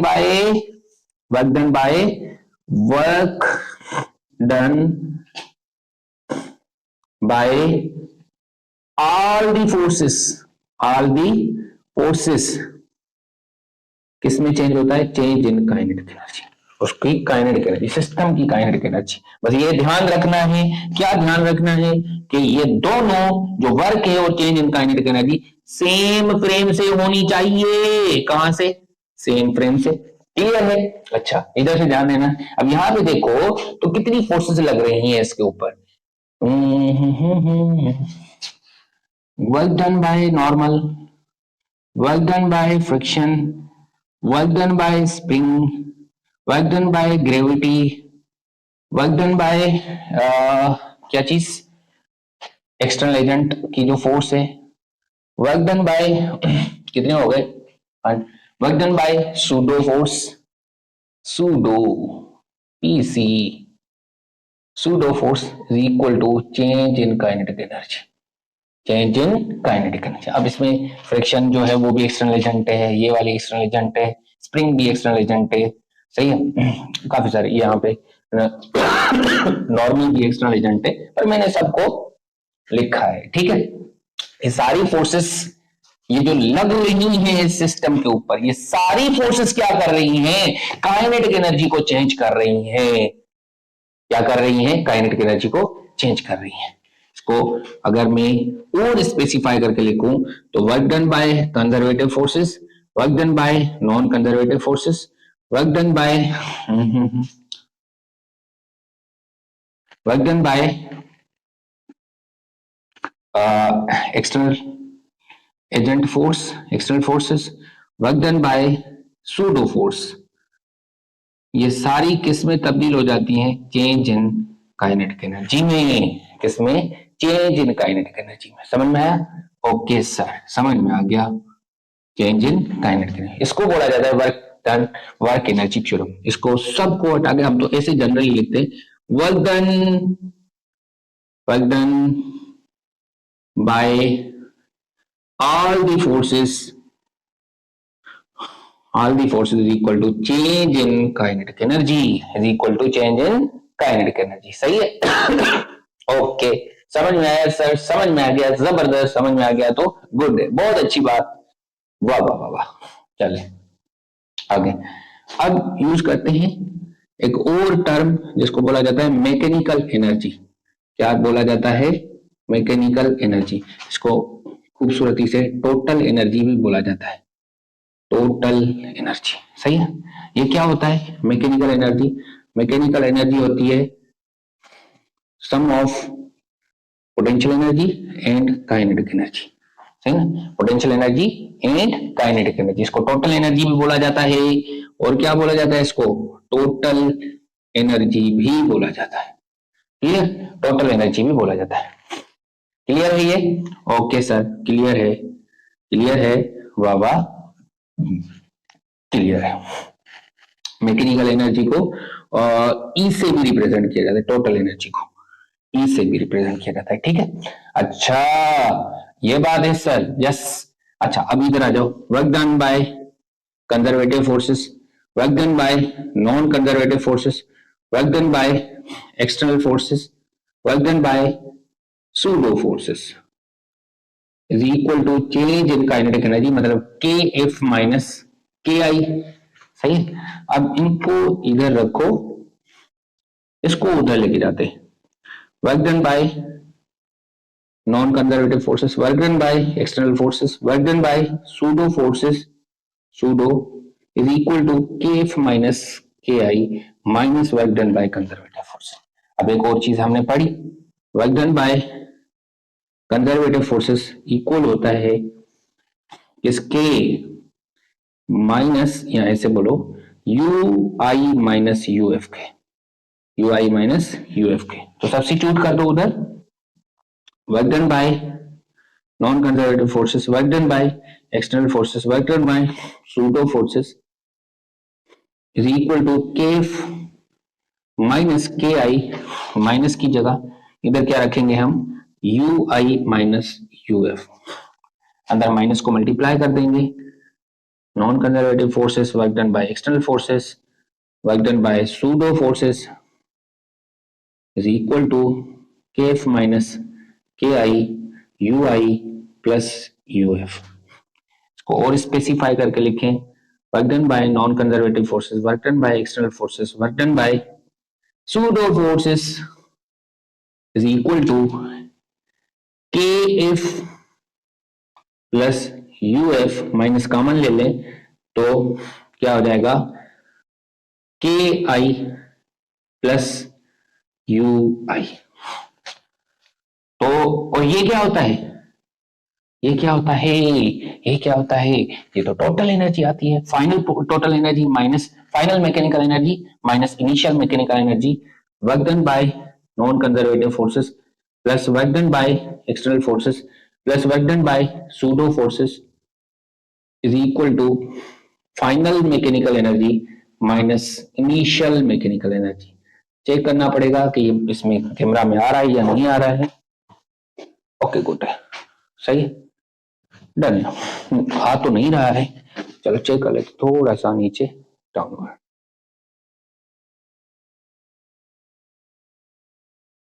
क्लियर, ठीक है। अब ये वाला क्या होगा, इसको स्क्रीनशॉट ले लो तो फिर आगे चलते हैं।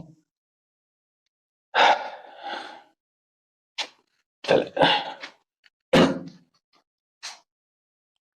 तो फाइनली हमने देखा कि work done by non conservative forces, work done by external agent forces plus work done by pseudo forces is equal to E F minus E I.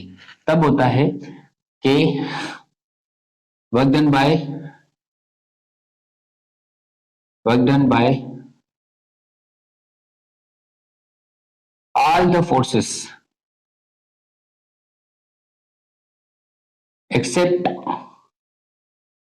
Conservative forces, क्या चीज, conservative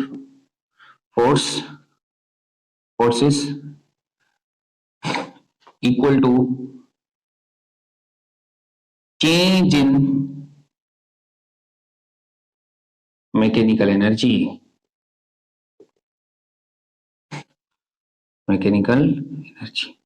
change in mechanical energy, सही है।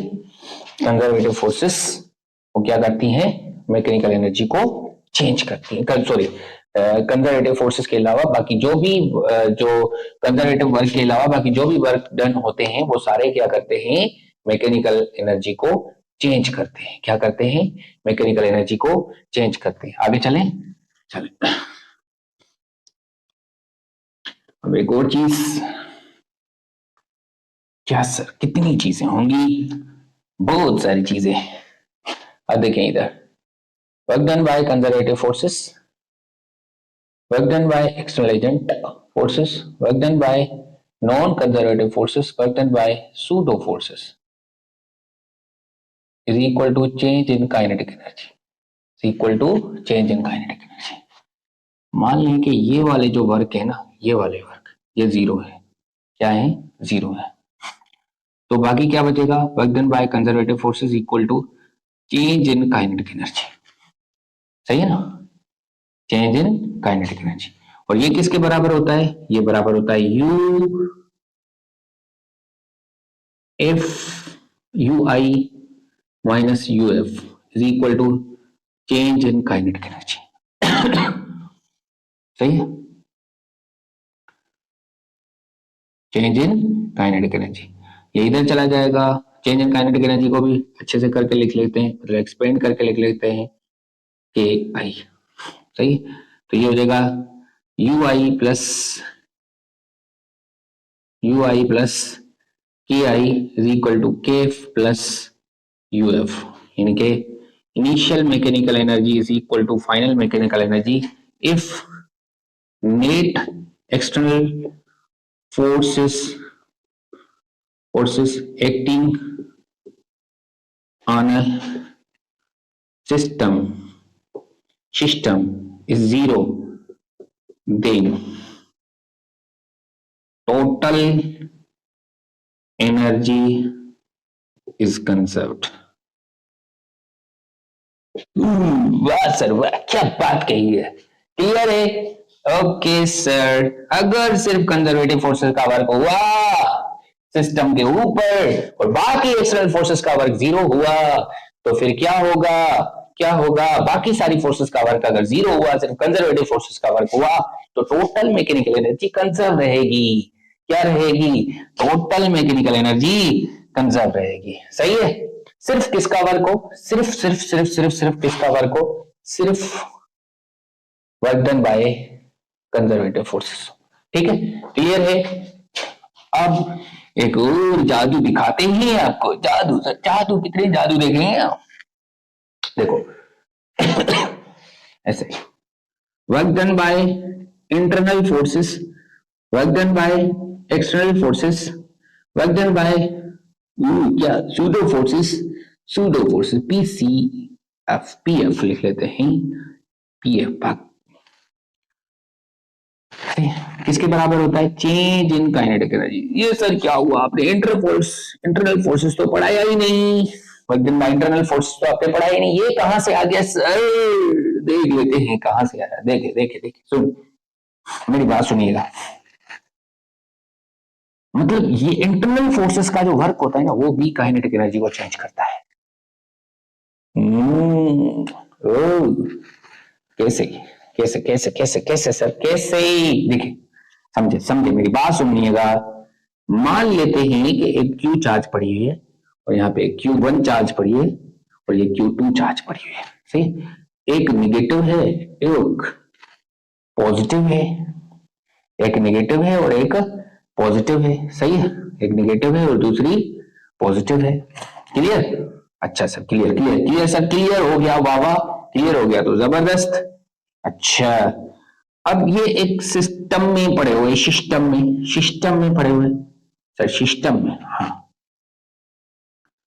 अब ये पहले fixed है ना, पकड़ी हुई है हमने,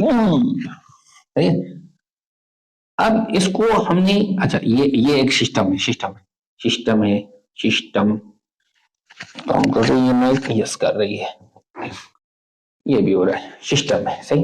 एक और सिस्टम ले लेते हैं, सिस्टम, ओके, सिस्टम ले ली, सिस्टम,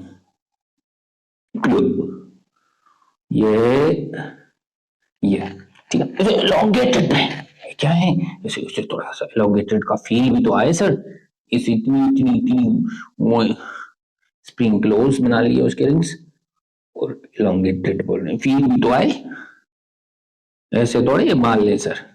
चलो थोड़ा थोड़ा खोल लेते हैं इसको, अब आया ना मजा, ये में और ये में, सही। अच्छा, ये भी एक सिस्टम है जी सर, ये भी एक सिस्टम है, ये भी एक सिस्टम है, इसको भी हमने पकड़ा, सही है, क्या हुआ, पकड़ा हुआ, क्लियर है। अब इसको हमने क्या किया है, रिलीज कर लिया है, रिलीज किया, जैसे ही रिलीज करेंगे तब, जब ये यहाँ पे अभी चिपके नहीं है, इसकी रफ्तार v2 हो जाएगी और इसकी रफ्तार v1 हो जाएगी। जबकि पहले मोमेंटम इसका क्या था, ये मोमेंटम इनिशियल, देखो जबकि पहले वेलोसिटी इन दोनों की क्या थी, 0 फिक्स, जब करीबन जैसे ही हमने रिलीज कर बूम, और ये भी जैसे फिक्स थे, इनको रिलीज किया तो जब प्यार किया तो डरना क्या सर, बस सर। चले इधर, इसकी रफ्तार क्या हो गई v1 और इसकी रफ्तार क्या हो गई v2। ओ माय गॉड, पहले तो इनकी रफ्तारें नहीं थी, अब रफ्तारें हो गई, सही, अब रफ्तारें हो गई। कहने का ये मकसद है कि इसके ऊपर नेट फोर्स कितनी है, 0। इसके ऊपर भी नेट फोर्स कितनी है, 0। नेट फोर्स कितनी है, 0। नेट फोर्स कितनी है, 0। पर उसके बावजूद भी इसकी काइनेटिक एनर्जी चेंज हुई है, नेट फोर्स 0 है, फिर भी काइनेटिक एनर्जी चेंज हुई। बहुत बड़े टीचर्स भी इसमें मिस्टेक कर लेते। देखो सुनो, if net force on a system is 0, then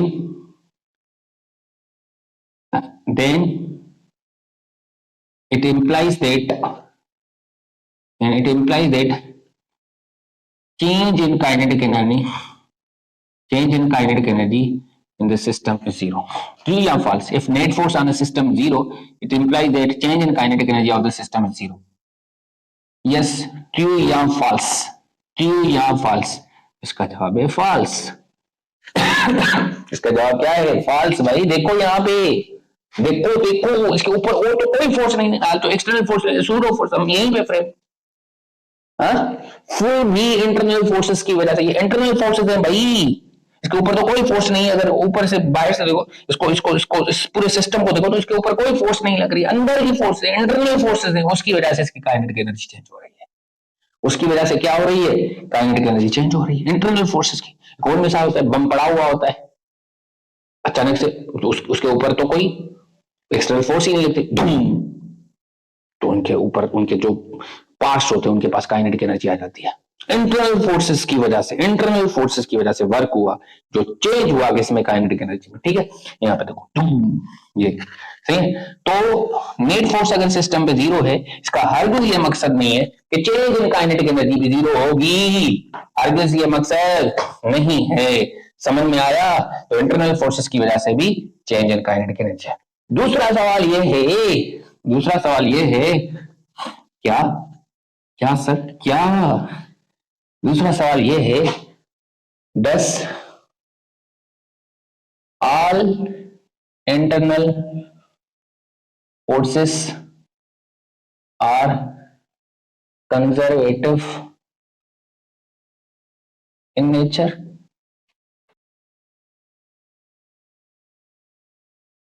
true और फॉल्स, ट्रू और फॉल्स? इसका जवाब है फॉल्स है सर। कैसे सर? देखो देखो बेटा, ये ब्लॉक है, इसकी रफ्तार v1 है, इसकी रफ्तार v2 है, सही, और इधर coefficient does not equal to 0 है। इनके दरमियान फ्रिक्शन लगेगी या नहीं लगेगी? लगेगी। अगर इस पूरे को मैं सिस्टम मानूं, वर्क एनर्जी थ्योरम पूरे दोनों इस पे लगेंगे, दोनों बॉडीज पे लगेगा। ठीक है, अगर पूरे को मैं एक सिस्टम मानूं तो यहाँ पे जो फ्रिक्शन होगी वो इंटरनल फोर्सेस हो जाएगी। फ्रिक्शन क्या हो जाएगी?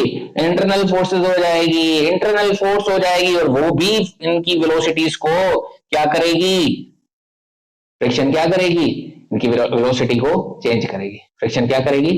इनकी वेलोसिटीज को चेंज करेगी। मतलब किसको चेंज करेगी? काइनेटिक एनर्जी को चेंज करेगी। क्लियर है ये बात? गुड, चले अभी आगे चलते हैं। अब हमारा लास्ट टॉपिक इस चैप्टर का वो है, या इस लेक्चर का समझ लें कि वो है क्या? पावर। पावर नहीं सर, हम तो पावर पढ़ेंगे। पावर, पावर नहीं होता, पावर होता है। क्या होता है? पावर, पावर, सिर्फ पावर होता है। अरे भाई पावर, चलो पावर क्या होता है? The average amount of work done या और एनर्जी कन्वर्टेड